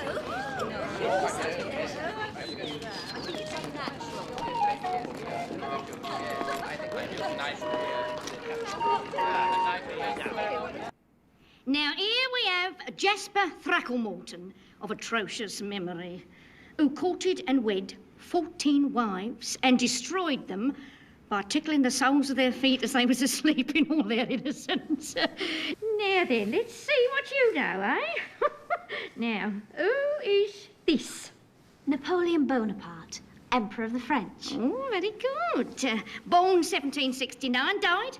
1821. Oh, and who is this? General George Washington, the first President of the United States of America. Oh, this child is a miracle of learning. And a good credit to you too, sir, I'm sure. Now then, how would you like a good situation for her? 5 shillings a week to show the public round, board and lodging all found, eh? Whoa, this is no common offer. This is Jarley's waxwork. Well, my grandfather would have to lodge with me, Ma'am. Oh, naturally, child. He won't be too proud to dust the figures and so forth. Dust? Oh, I shall be most honoured. Oh, well, that's settled then. Let's have some supper, eh?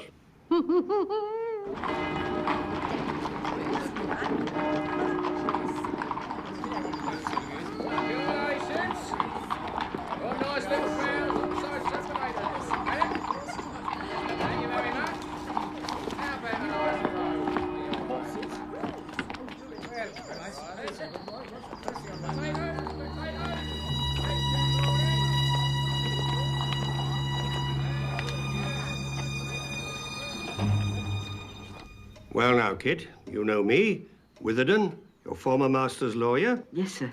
I am anxious to trace little Nell and her grandfather. So's Daniel Quilp. I have no business with Daniel Quilp. So you say? Certainly not. The very idea. Nell and her grandfather were seen heading westward in the company of 2 Punch and Judy men. But alas, their present whereabouts are unknown. No disrespect intended, sir. I know you, but I don't know him. You may trust this gentleman, Kit.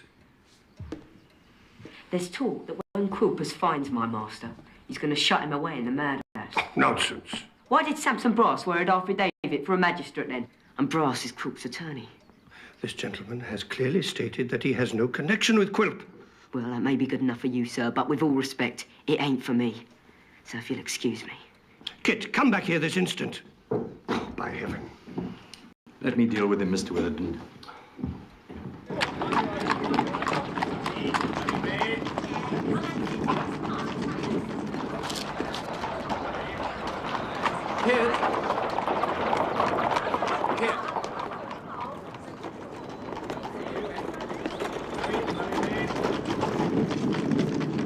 You were fond of Nell, weren't you?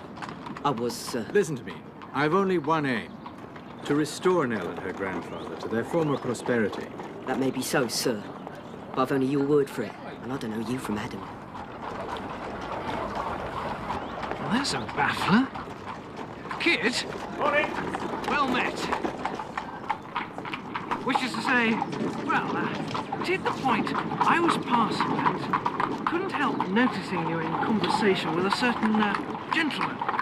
Distinguished sort of a fellow. Doesn't mince his words. He lives in my house, you see. At least in the house occupied by the legal firm, in which I'm a sort of a managing partner. Samson Brass's house? He lodges with Brass? Exactly. He's a good fellow, we like him, but he's eccentric. You, wouldn't have to know his name, would you? No, I wouldn't. It's queer. Decidedly queer. What ho, young swiveller? Get a name out of him, did you? For Brass's lodger, a name? No. No, Kit didn't know it. Yeah, I wouldn't give it. Well, that's interesting in itself. The name Brass reminds me that I must be about my business. And reminds me that your business is my business. That safe for Brass's, do you know what he keeps in it? I've never seen it open. Do you know where he keeps the key? Find out for me. Go on, then. On your way.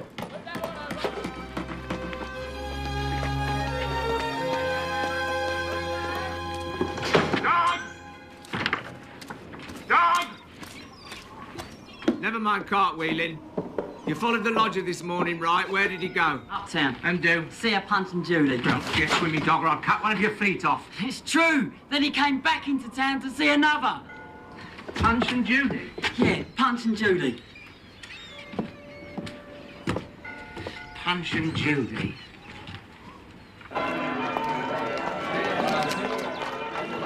Is it not infinitely pleasant, my love, to be strolling through the town on a Sunday and to hear the bells of the church ringing out for evensong?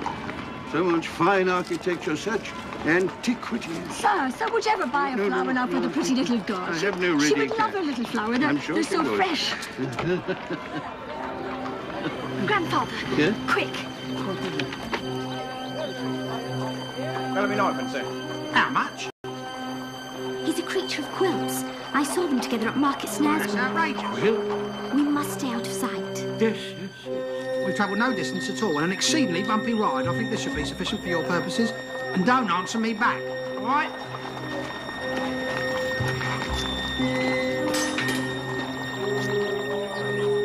Come along, Grandfather.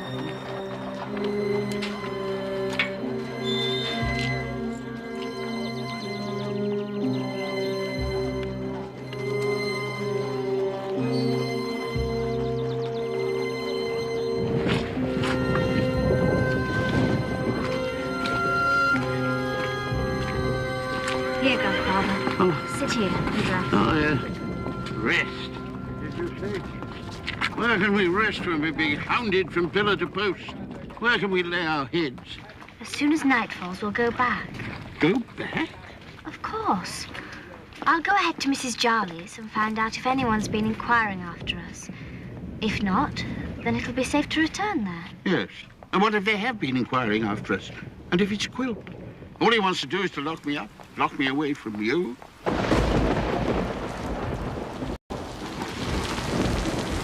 Come on.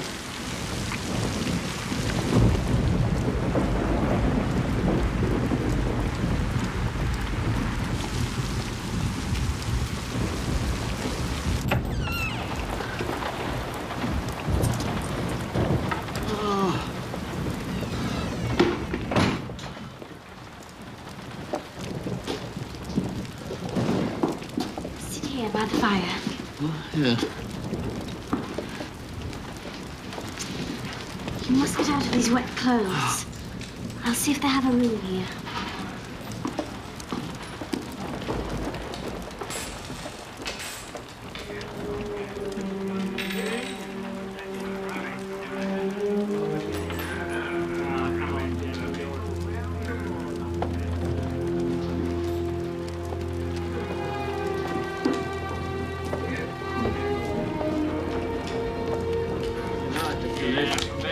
Picks on the card. Two me, two time. Now then. Ready up.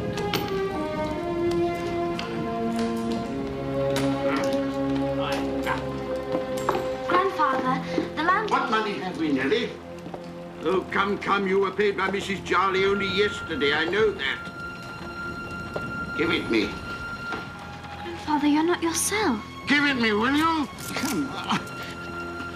Oh, I'm sorry. I'm sorry, my dear. I spoke harshly. But you see, you must give me the money. It's your own good. I wronged you, and I'm putting everything right. So come on, give it me. I must have it! Wait for me. Here.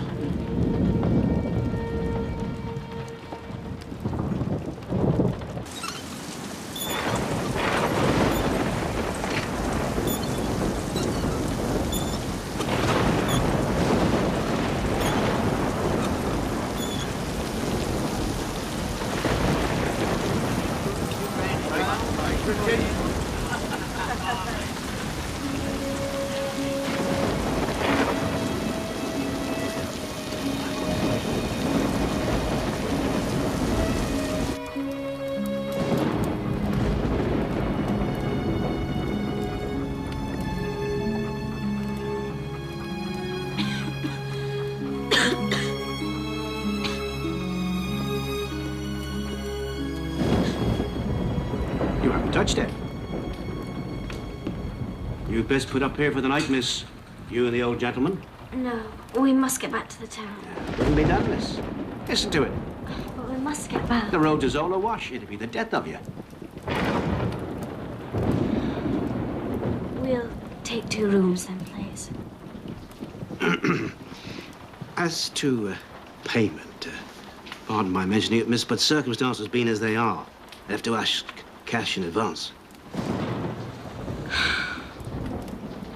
Broke, are you? No. No, Mr. Landlord, I'm not broke.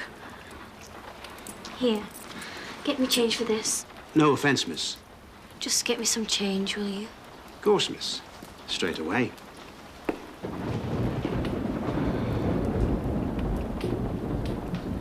My hand again, I believe, gentlemen. Your fortune's favourite tonight, Mr. Luke. So it would seem, Mr. Joe. You play on, sir?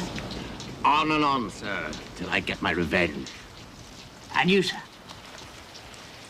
What? Do you play on, sir? No. No. Sorry to lose your company, good gentleman.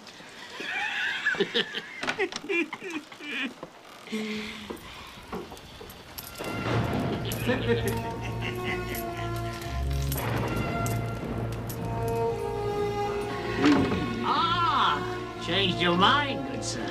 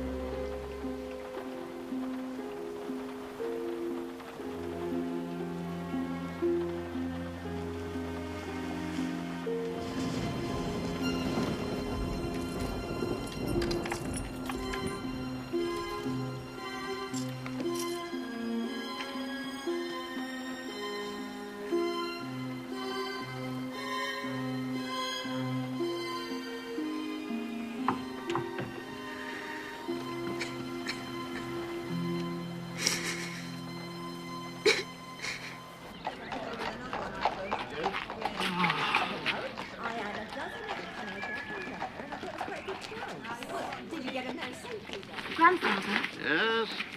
Do you think they're honest, the people that letters?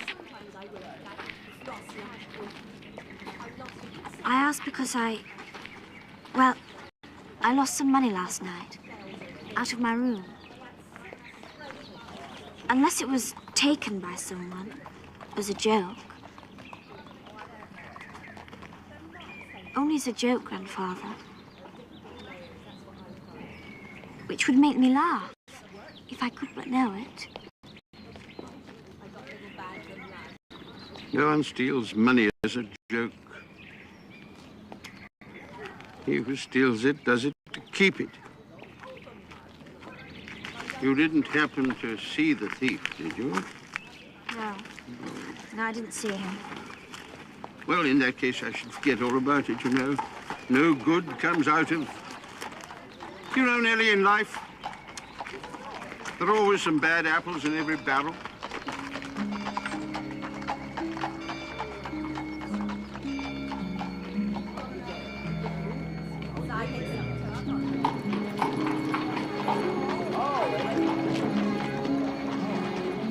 Wait here. If all's safe, I'll come back for you. There's no sense in both of us going. Wait here.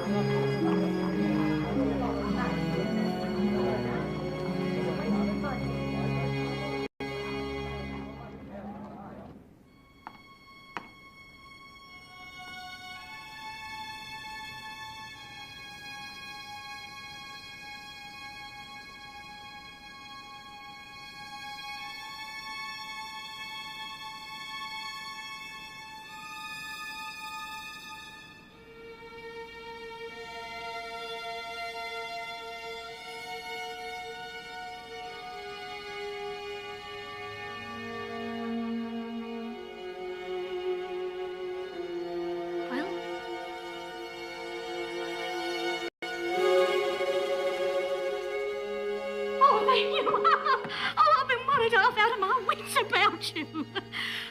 Off you go now then, Janie. Thank you, ma'am. Where have you been? Where's your grandfather? We were caught in the storm. We took shelter at the inn. Oh, and caught a nasty cough into the bargain. Oh, you've got to come with me, my girl. What you need is a tonic. Mrs. Jarley, has anyone been here inquiring after us while we were away? No. A tall man with spectacles. No, I've never seen anybody of that description. Oh. Well, I must go fetch my grandfather. Oh, dear, oh, dear. And now, Mr. Punch, you're a very naughty man and you'll have to come along with me. Come along with me. Oh, I'm not naughty. Oh, yes, you are. Oh, no, I'm not. Oh, yes, you are. Oh, no, I'm not. Oh, yes, you are. Oh, yes, you are, Mr. Punch. Now, come along with me. Come along with me. Oh, don't do that. Don't do that. Don't do that. Hurrah-dee-da, hurrah-dee-da. Hey, that's the way to do it. A big clap for Mr. Punch.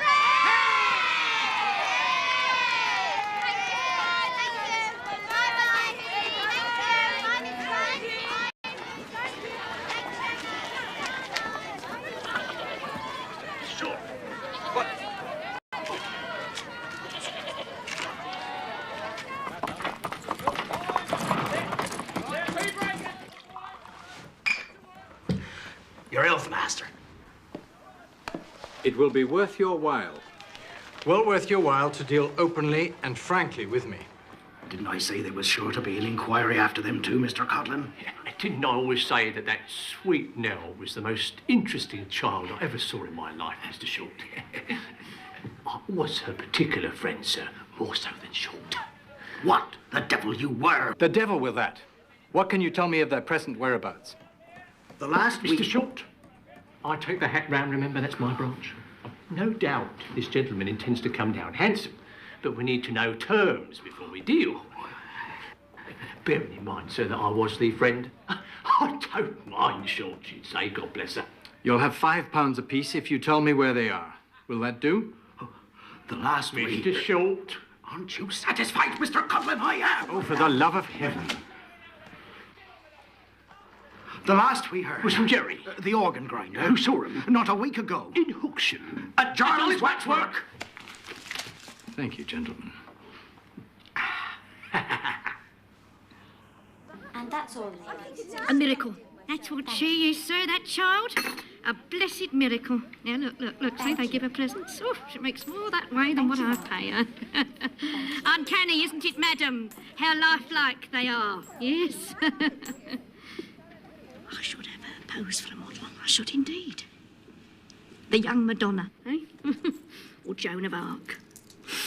Or simply an angel. I'll get some more tea. George, some hot water.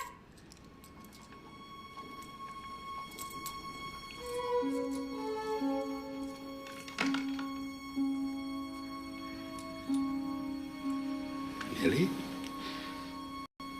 I need some money, dear. You'll get this back with a gallant interest, I swear it. After all, it's all for you. Yes, it's all for you.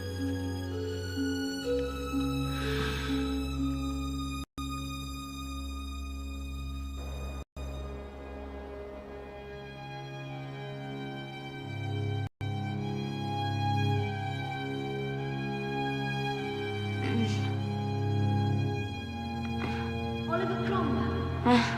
Elizabeth I. Jasper Thrackmorton. Napoleon Bonaparte. Emperor of the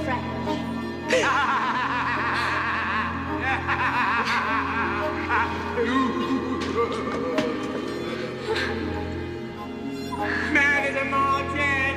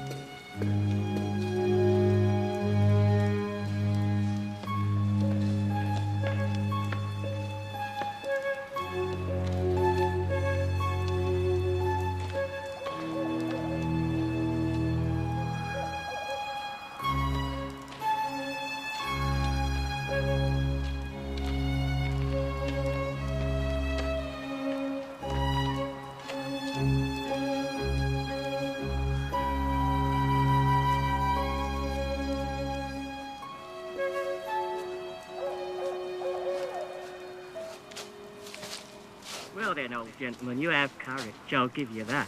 Courage indeed to ask me for a loan. So you can get back all you lost to my friend Isaac List. Oh, I didn't know the two of you were friends. I didn't expect to see him here. Stay a moment.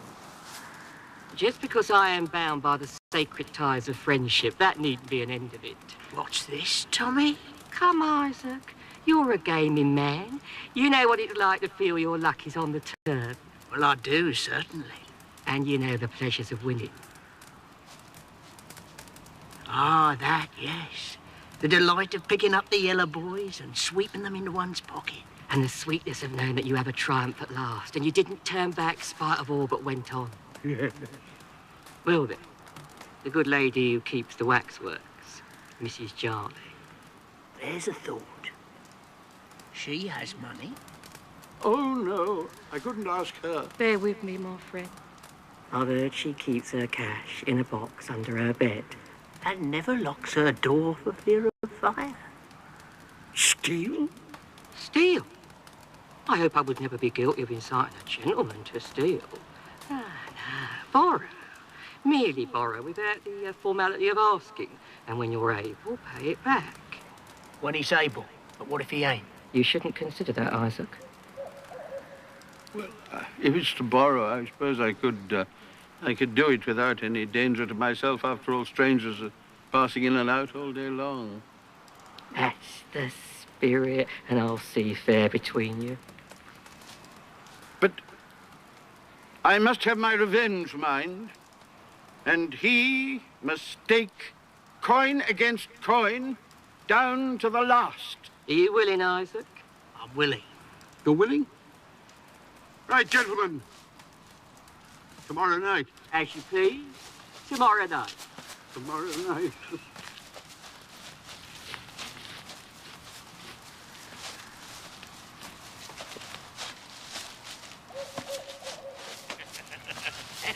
Well, we've hooked the old fool. And now we'll land him.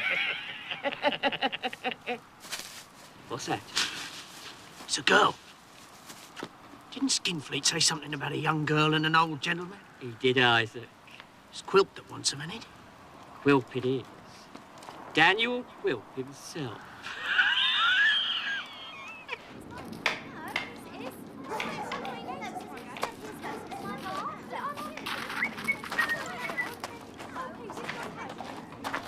Hello, Albert. Hello, Kit. Hello, kids.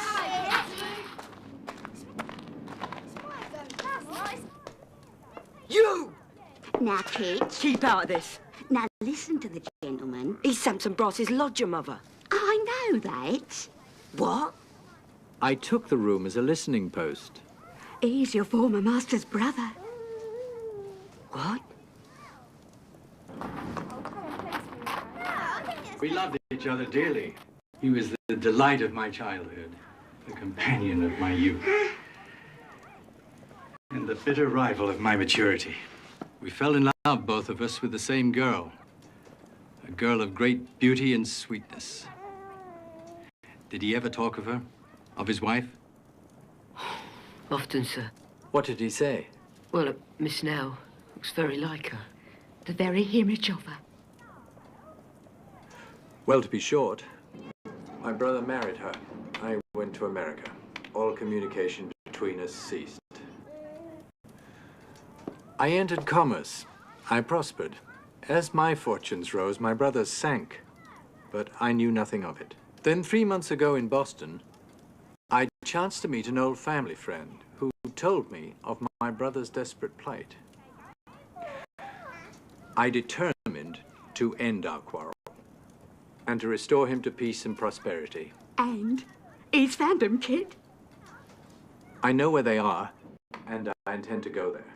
But my brother may not wish to see me. His pride may reject my assistance. Therefore, I have need of an ambassador, one whom he knows well and trusts. Well, me, sir? If you're willing. Well, I'm willing, sir, but I'd do more harm than good. I mean, Miss Now, she trusts me. But the old gentleman, he threw me over, sir. What? He wouldn't let me near him, sir. Nobody knowed why, not even Miss Now. Is there no one else who could serve my purpose?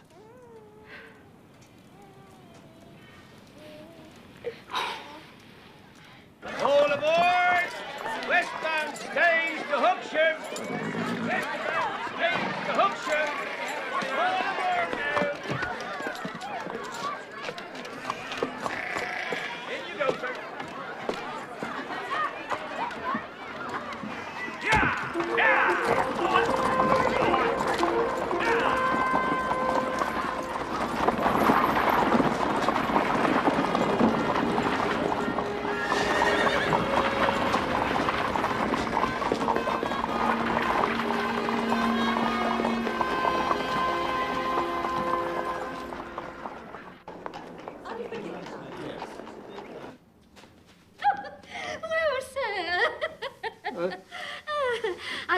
out tonight.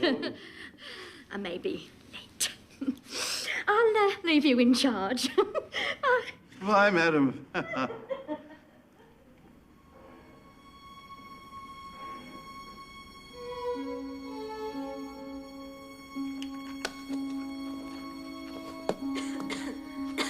Grandfather?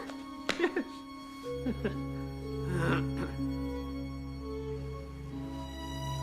You look ill, my dear. Well, I couldn't sleep last night. I was troubled by a dream. Oh, Of you. of me? Well, he looked like you. He was in a darkened room at night, robbing a sleeper of her gold. Of her gold? It was Mrs. Jarley. It's only in a dream, isn't it? Yet it was so real. I almost ran for a constable. Grandfather, I think we should go away from here. At once. Tonight. Yes, we can't stay in a place where you have dreams like that. No, no. No, we will go. We will. Nell, come, come.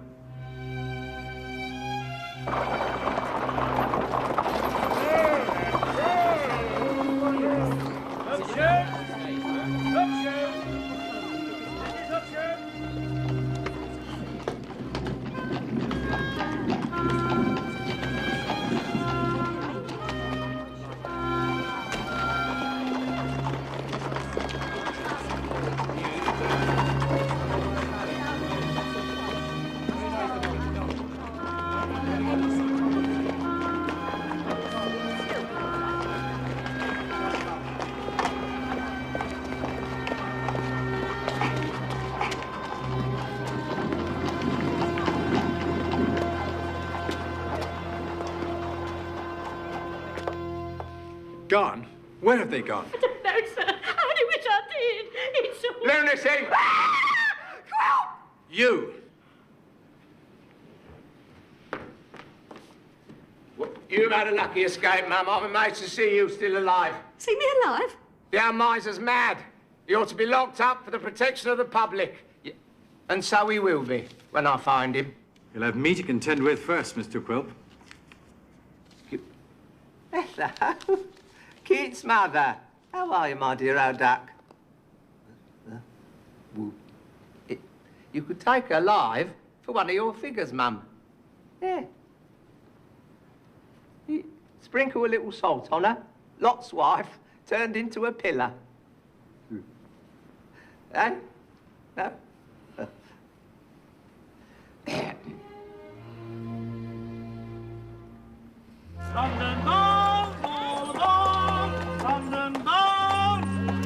I should stay here a few days to start inquiries. Thank you for your trouble. I'm sorry your journey has been fruitless. No sorrier than I am, sir. Good day.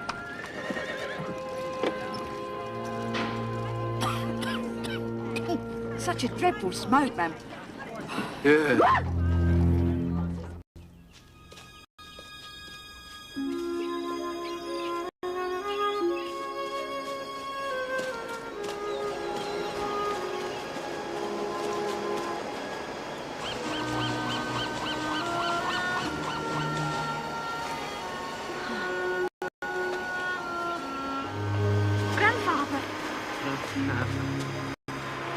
Some folk are frightened by the sea, you know.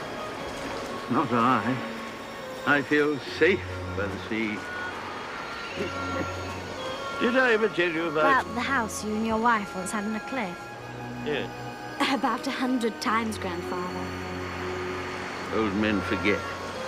Yet all shall be forgot. But he'll remember.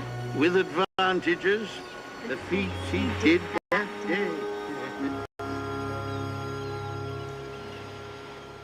Was she very beautiful, your wife?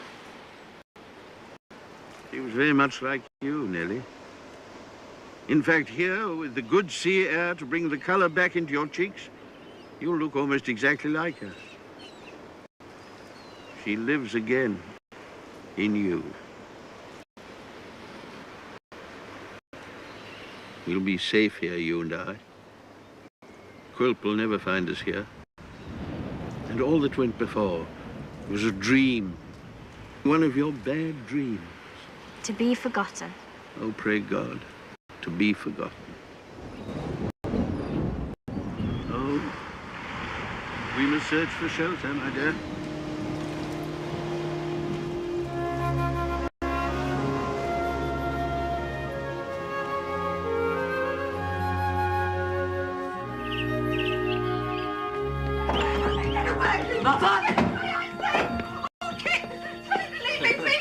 He's been scaring me out of my 7 senses all the way to London and all the way home. You get out of there. You let her alone. Kit, honest young Kit, good young Kit.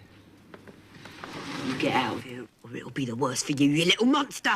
Monster? Oh, no, that's wrong. Hobgoblin. That's your word for me, Kit. You surely haven't forgotten hobgoblin, Kit. I haven't, Kit. I remember.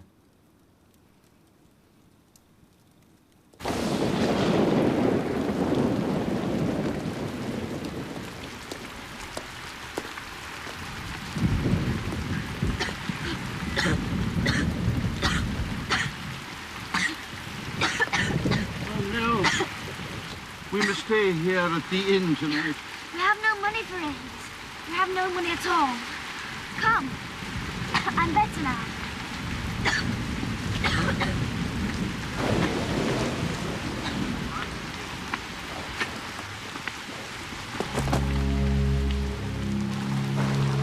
Come on, my dear. Yeah. Lily! Help! Help! Help! Help me! For the love of God! Help me! Help me! Why, it's my little pilgrim. She's dying. I killed her. Oh, my follies, my madness has killed her.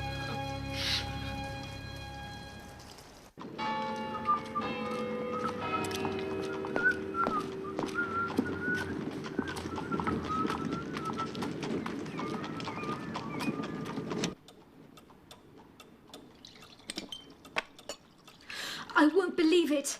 He's never been gone this long. Not a word from him in days. What harm could have come to him? He has his enemies, Ma'am. And he's twice as strong and thrice as clever as any of them. Nevertheless, although we hope, nay, though we pray for the best, we must prepare ourselves for the worst. Always remember, dear Mrs. Quilp, that for our lamentations we have the infallible solace of our expectations.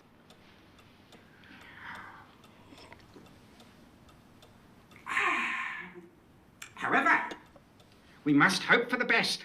We will leave no stone unturned. We will prepare a descriptive advertisement to be distributed throughout the realm. Well now, respecting his demeanour. Crooked. How I do love you. Certainly crooked. Mrs. Quilp? A little so, perhaps. Very crooked. Let us not say very, Mrs. Ginny. After all, he may be gone to where his demeanour will never come in question. Well, proceed. Proceed. Quite right, Ma'am. Our faculties must not freeze with grief. His nose now. Flat. Flat! Flat! Goldie's flat! Don't you see it? Expectations? Not yet, dear friend. Not yet a while. Mr. Quilp, such a relief, sir. Such joy, such a sudden reversal of desolation. Have you done? Then good night. Yes, quite so. At such a time, Mrs. Quilp, understandable. May I, however, express once more my heartfelt... Good night! And good night to you, Mrs. Ginny Wynn.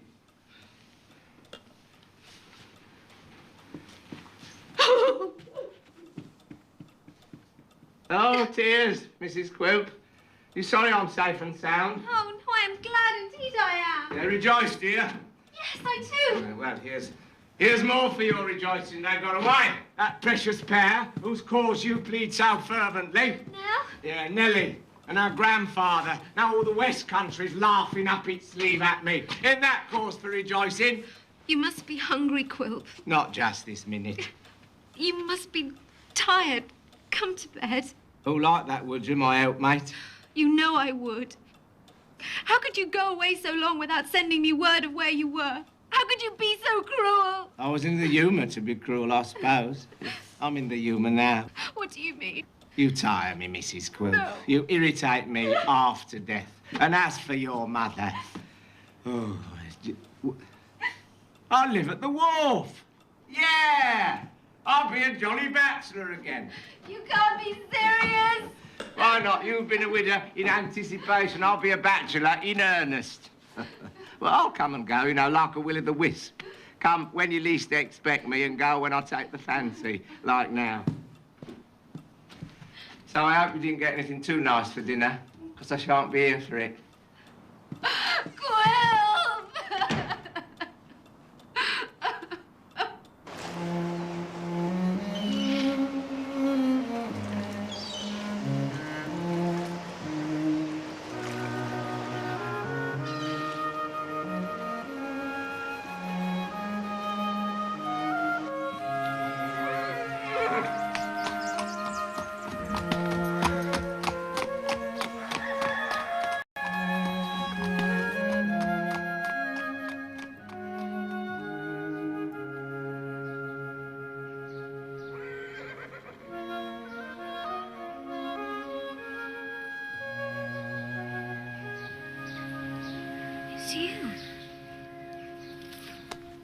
I don't understand. What is this place? And where's my grandfather? In the next room. Still sleeping, I hope. Now, drink this. You've been very ill with fever. Drink it down. Very bad? Horrible. You remember I told you I was to take up a new post in a village school? Well, this is the village, and yonder is the school. And the salary is £35 a year. Come in, sir. She's awake, and very much better.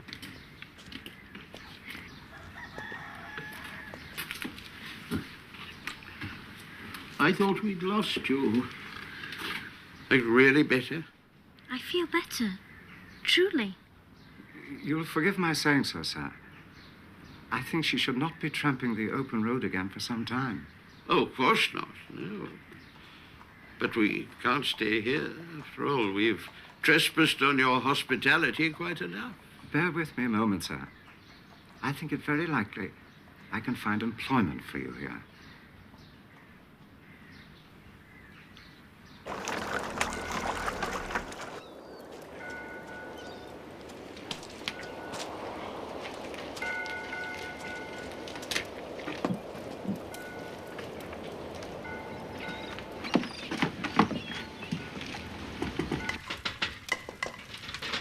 Mrs. Schimpfley, come in.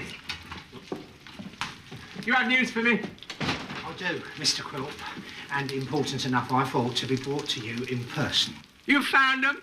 I have. You are a marvel. Oh, thank you, sir. Let's have it. Well, there is a certain... Waxwork? Yeah. Charlie's world famous waxwork? Yes. Yeah. You'll use his stove, dear friend, like my breakfast.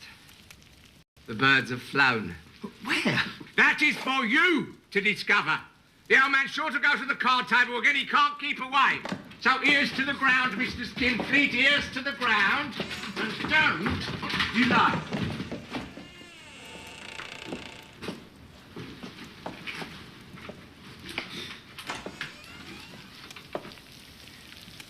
Oh, Mrs. Quilp. What are you doing here?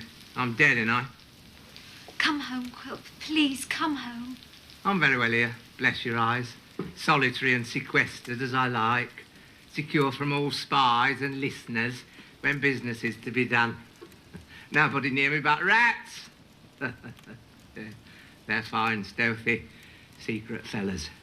But business. I miss you. Won't you come home? Always be mindful of business, even in the midst of pleasure. And time has flown this morning, I declare. Quilp, Farewell, beloved.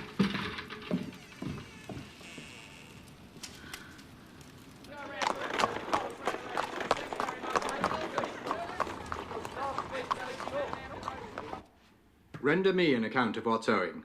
If I believe it, I'll pay. With what? Money, of course. Money, yeah. Who steals my purse steals trash. But he who filches from me my good name, Shakespeare. Before ever you put your hand in your pocket, I'll put that old man in the madhouse where he belongs. On this testimony, I think not. I'll put men away on less. Unfortunate wretches without the means to go to law. We have the means, Quilp, and a short way of dealing with blackmail. Blackmail. Oh, that's a beautiful word. One of the most beautiful in the language. It has a poetry about it. Yeah, no, it's not blackmail.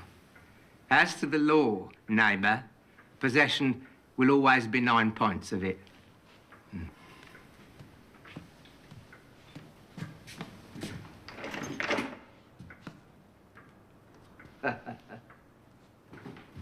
His good name. What the devil does he mean? The world goes in fear of him. He must be revenged on your brother, or the world may lose that fear. Is that worth more to him than money? To Quilp, yes. And if he should find my brother before us, what could he do? It would be better if he did not. Then he must not.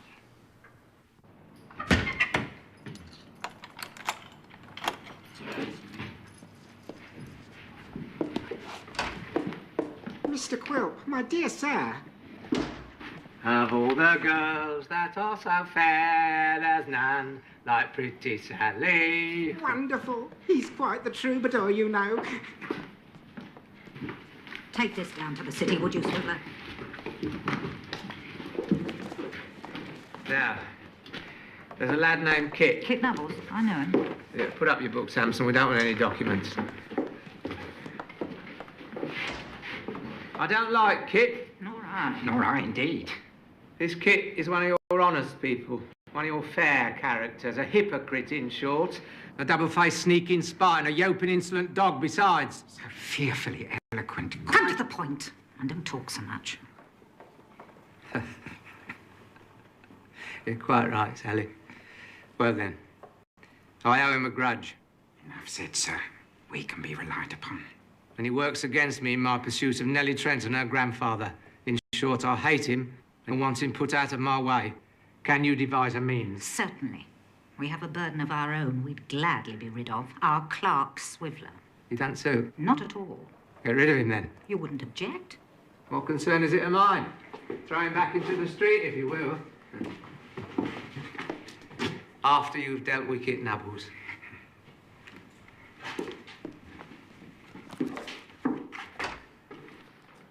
No documents, he said. Oh, but you know what my memory is, old fellow. You play a dangerous game, Brother Samson. Quilp is a dangerous man.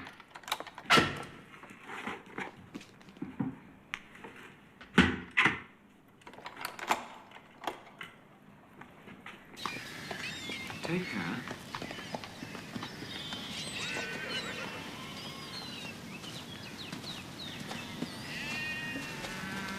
It was an abbey, an ancient foundation, fortified as you see, long since abandoned, but still the property of the church.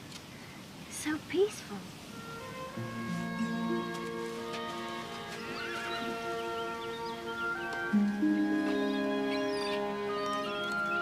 It's a beautiful old building. Look there.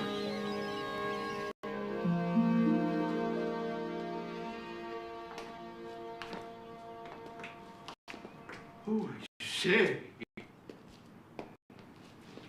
Nellie, look.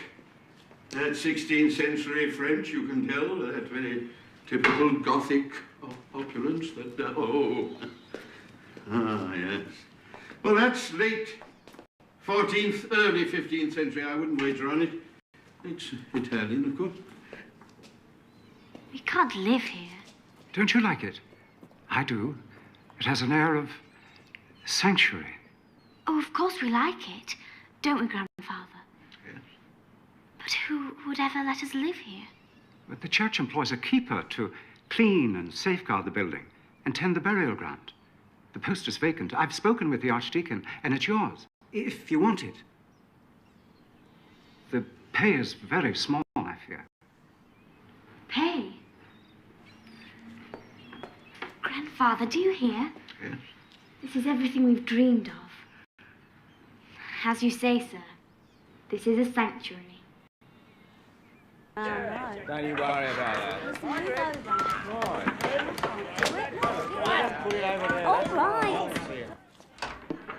Ah, Christopher, my dear boy. Come to see our friend above stairs, have you? I've got letters for him. Quite so. Quite so. Now, when you've delivered them, do me the kindness to look into the office for a moment. You'll not regret it, I promise. Oh, very good, sir. Thank you, Christopher.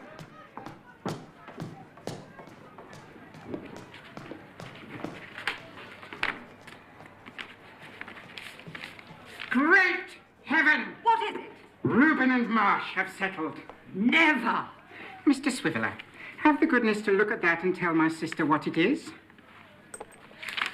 It's banknote for £5. Are you certain? Examine it carefully and minutely.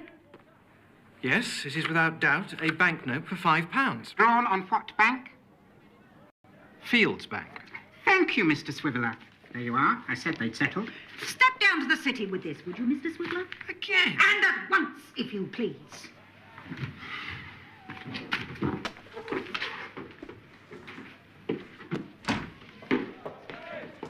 Now, don't fumble it, old chap. Have you ever known me fumble it? It's a baffler.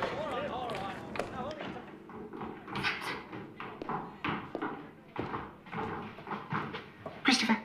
Christopher! Come to me. Take off your hat. Sit you down, my boy. I can't stay long, sir. Then I shan't keep you long. I'll come straight to it. Well, now, we have a house to let for a client, and are obliged to put someone into the said house to look after it. And thus we're looking to find some deserving person. Someone whom we can trust implicitly. We thought of your excellent mother, Christopher. It'd mean comfortable lodging all year round, no rent to pay, and a small weekly allowance. What do you say? Samson, I want you. Don't decide immediately. Take time to think it over. Excuse me a moment. Inside the lining. Well done, old boy. Well, Christopher, have you thought? I don't know how to thank you, sir. Well, then, that's settled, my dear boy. Come along. You go straight off and see your mother, and you tell her straight away. I'm sure she'll be delighted.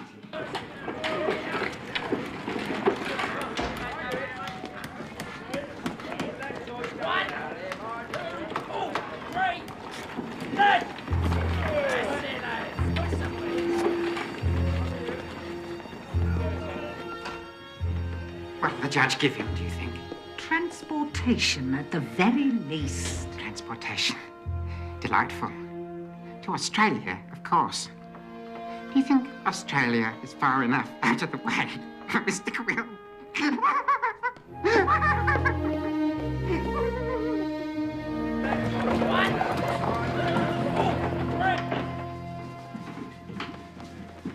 What the devil's going on? This is a private office, sir. In which private business is being conducted, I must ask you to withdraw. Nothing here, sir.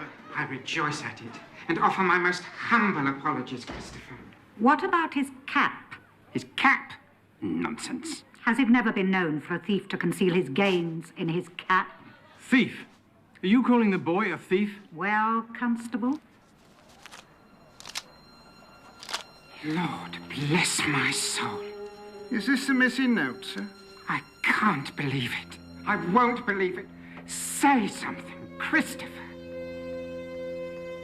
Perhaps it is not the one. Mr. Swiveller, your arrival is providential. You saw the £5 we received this morning. You can tell us whether this is the same note drawn on Fields Bank or not. Providential be hanged. It's a fraud. Have a care, sir. That is an actionable statement. Well, Mr. Swiveller?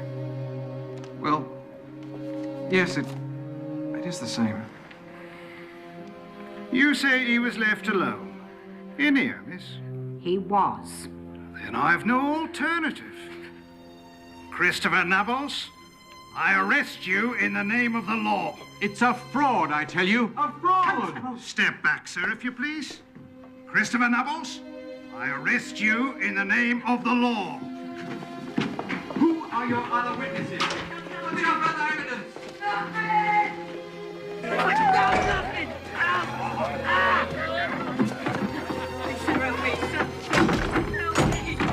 Kids, I'll have you out of this. As for you two, you'll live to regret today's work. Please help me!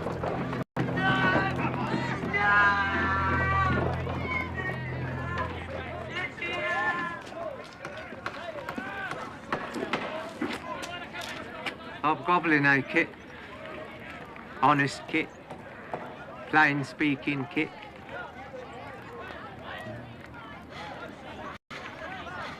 Dick! Young Dick, how's the Prima Clerkship? How's the Princess Spies? Hasn't looked inside that safe yet. This is your doing. You put them up to it. Up to it? Up to what? I think you know very well. I don't think I do, Dick, and I don't think you do either. Not if you ponder it a little, not if you consider what's in your best interest. I'm not afraid of you. Afraid of me? I hope not. I hope you'd never be so rash as to give yourself cause to fear Daniel Quilp.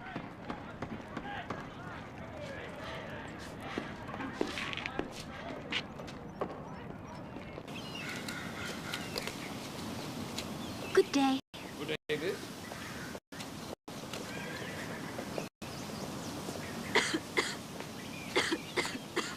You tire yourself out. I don't. It's good for me to work in the fresh air. Not from dawn till dusk. It's so sad to see so many graves untended. To think that when you die, you're so easily forgotten. Do you think an untended grave or a few withered flowers are tokens of forgetfulness? Aren't they? There may be people busy in the world at this moment, far away from here, in whose good actions these very graves, neglected though they seem to us, are the chief influence. Perhaps. Don't you see? There's nothing, innocent or good, that dies and is forgotten. We must hold to that faith, or to none. Even a child that dies will live again in the better thoughts of those who loved it, and play its part, through them, in the redeeming actions of the world.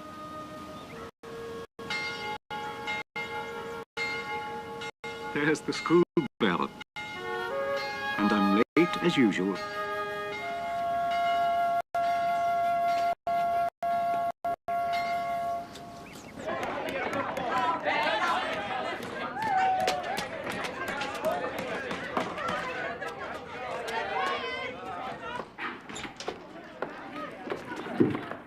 No need to hang up your hat. The fact is, Mr. Swiveller, that a young man of your abilities is lost, sir. Quite lost in the dry and fusty antechambers of the law. You're meant for better things, sir. Higher, nobler things. I think you'll find the money correct. Whenever we part with friends, my dear sir, I hope we part liberally. You are presumptuous, Mr. Brass.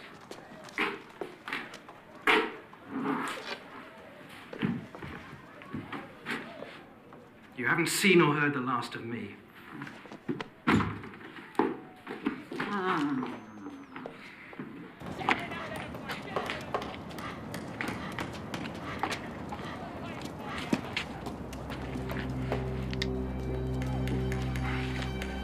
Good day to you, gentlemen.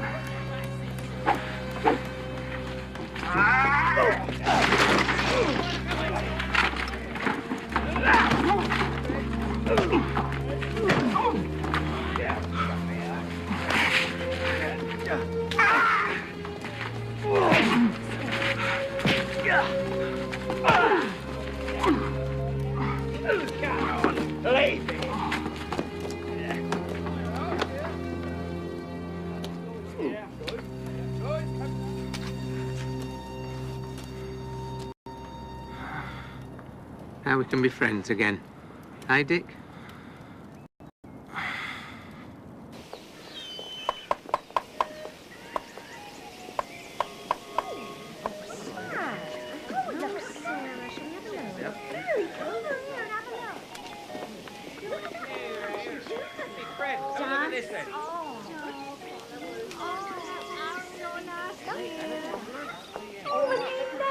And other attractions. Mrs. Grace's.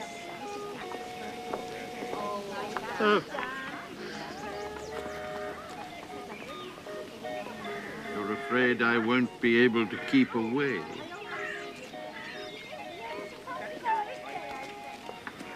There must be no clouds between us, no shadows. Everything must be above board. You are frightened that I will not be able to resist the lure of the card table. Yes, Grandfather. But why should I seek our fortune at the gambling tables when I've already found our fortune here? I shall never touch a card again. I'm glad. I robbed you, and yet you never reproached me with either a word or even a look. I would have robbed dear Mrs. Jarley, too, brought utter ruin upon us both. But you saved me, and I repaid you most cruelly. No. Yes.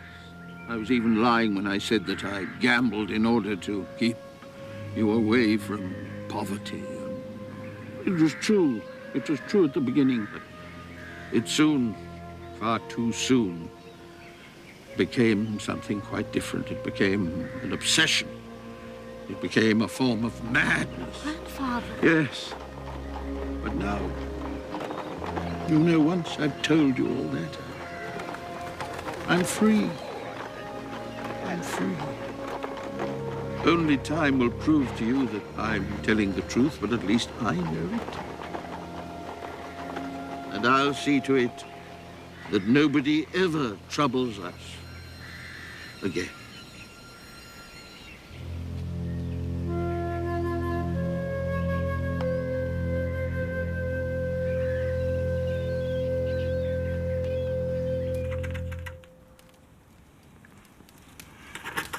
This is complete. Thank you, Mavis.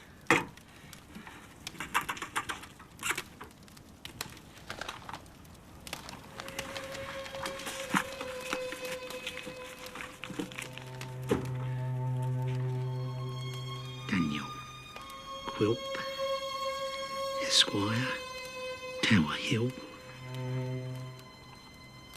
London.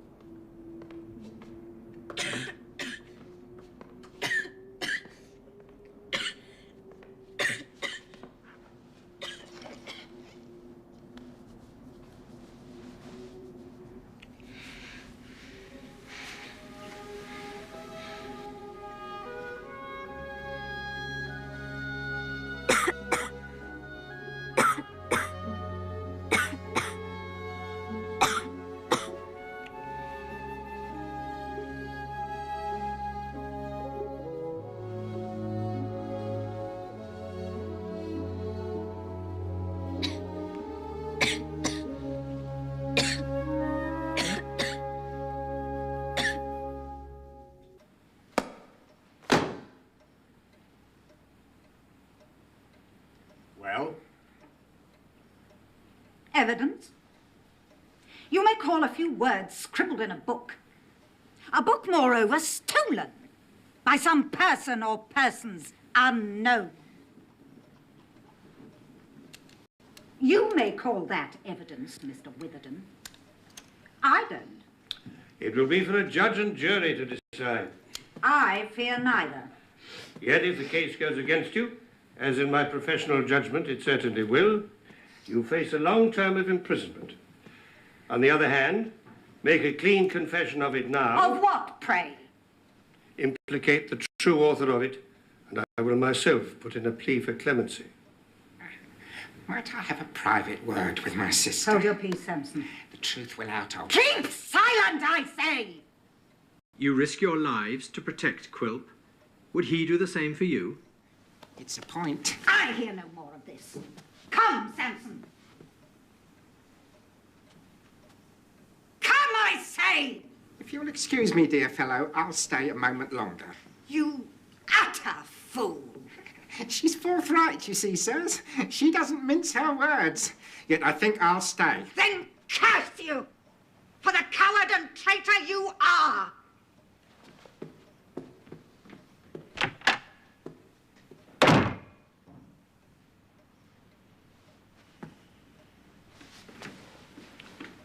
Well, sir? Mr. Witherden, sir, we have the honour to be members of the same profession. You spoke of a plea for clemency. You know how the law works, Mr. Brass. Turn Queen's evidence against Quilp, and with me to speak for you, I have no doubt of the outcome. A fine or a short term of imprisonment at the very worst.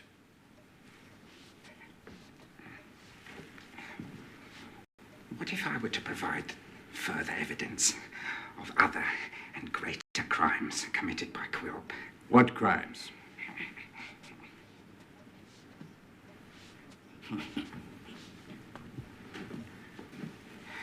Blackmail, fraudulent conversion, forgery. And I have no doubt that you'd walk free. He has a strong box, gentlemen. He keeps it at the wharf. Inside it is documentary evidence of his career that he keeps to gloat over. The blackmail he's extorted, the wills and leases he's forged, the dues and taxes he's evaded, the whole account of his profits from gaming, counterfeiting, opium, receiving. Enough to hang him 9 times over. Now, upon an information sworn by me, you could open that strong box. I make only one condition. And that is? Punish Quilp, gentlemen. Weigh heavily upon him. Grind him down. Tread him underfoot. He has done as much by me and 1,000 others for many and many a year.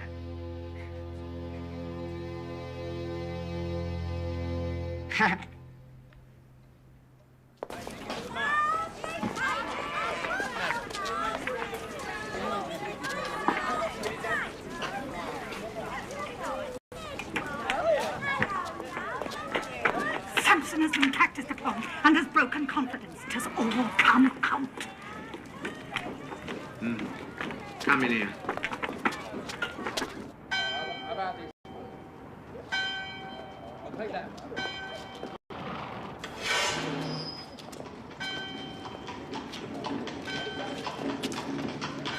Thank you, sir. Thank you so much. Mother! Mother!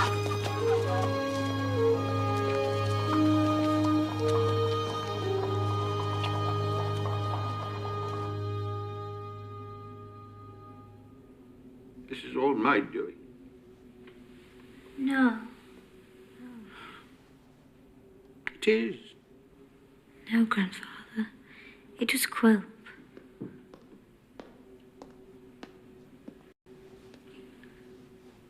I've sent to Westbury for the apothecary. It was Quilp who hounded us from place to place. It was all Quilp.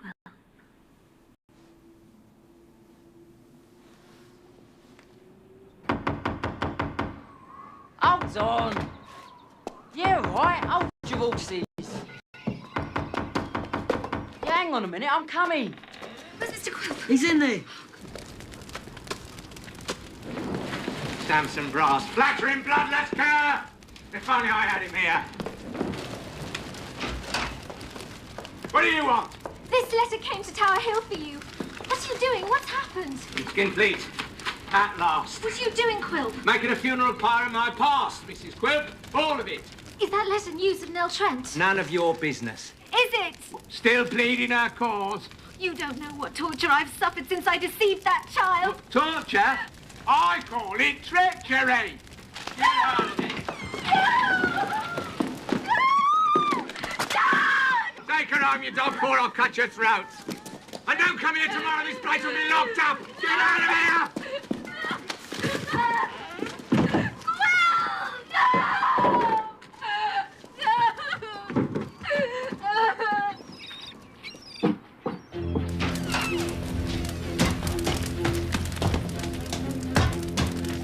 Let it burn.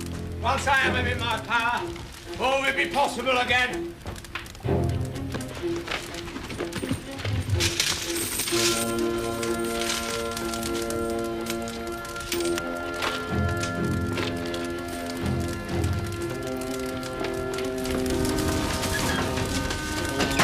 Let it burn, let it burn!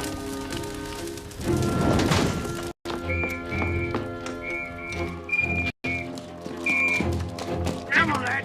Open the gates. Come on. Put your backs tonight. Easy. Come on. Go on, one. Come on, come on, lad. 1, 2, 3, go. 1, 2, go. Come on, lad.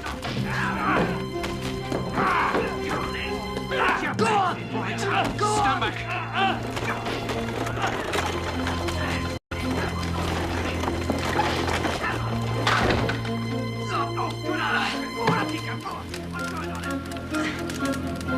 Open the gate!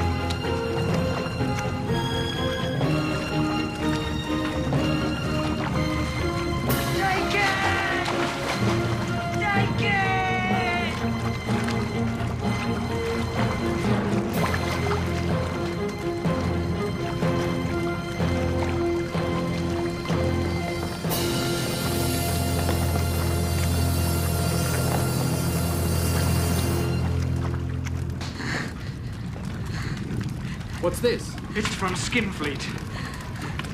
They're found. My brother and Nell.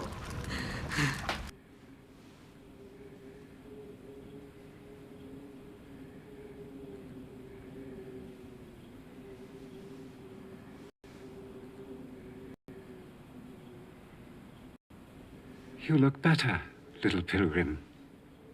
I think I am. I had a dream about Kit. Do you remember, Grandfather? The tricks we used to play on each other. Oh, I'd like to see him again. You must get well, my love. We'll talk about all that when you are well. Kit will make me laugh. Then I'd be well. I wish there was someone to take my love to him.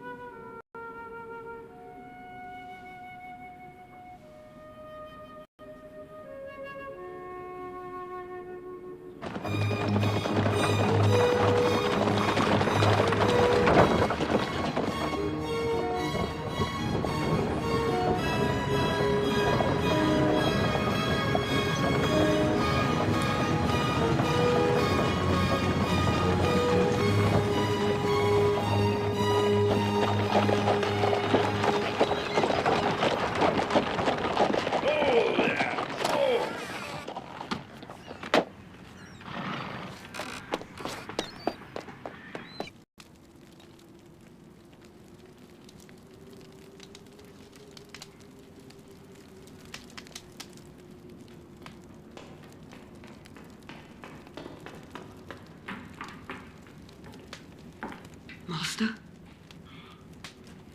My dear master, speak to me. Oh. There's another one. How many more will there be tonight? Spirits. No spirit, master. No one but your old servant. You know me now, I'm sure. Miss Nell, where is she? Where is she? They all say the same.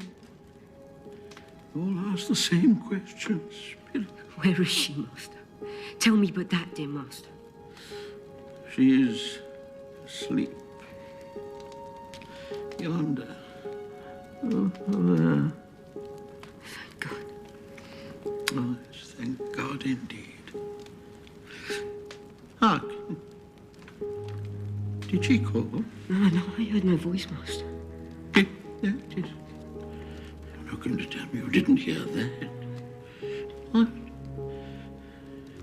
Can nobody know her voice so well as I?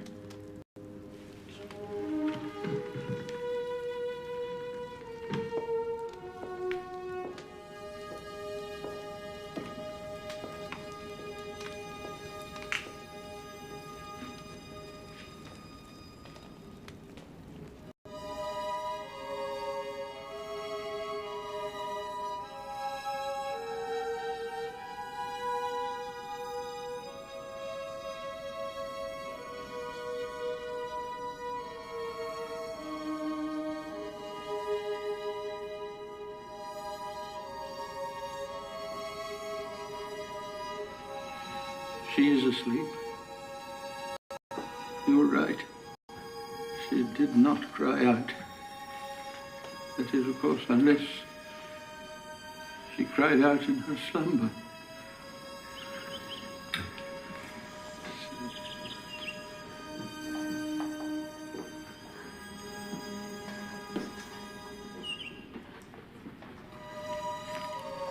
Miss Nell?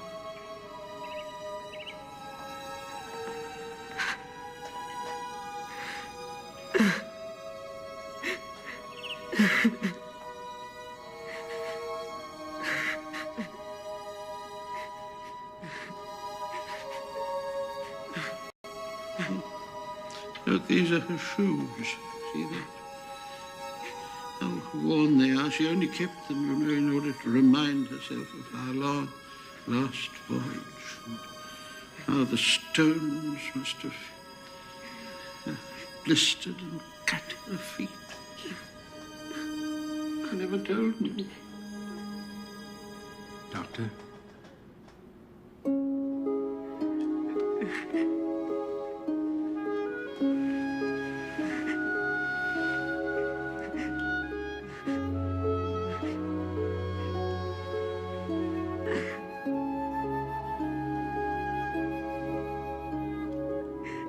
But it's a good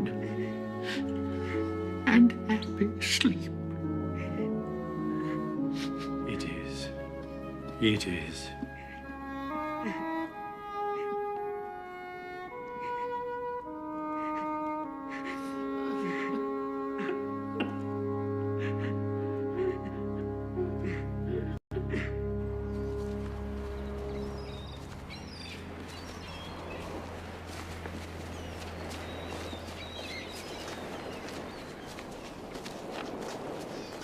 Do you know me, brother? Yes, I know you. Brother?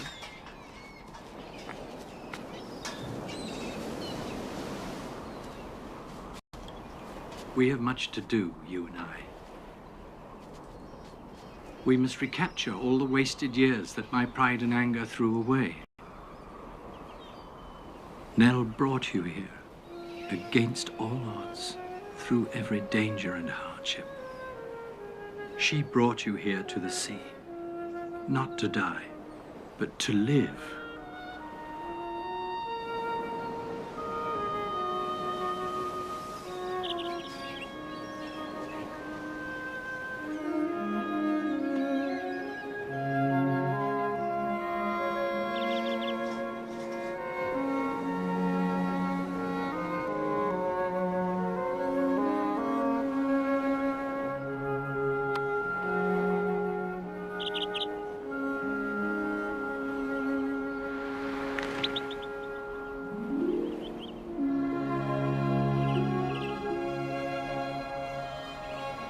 There's nothing innocent or good that dies and is forgotten.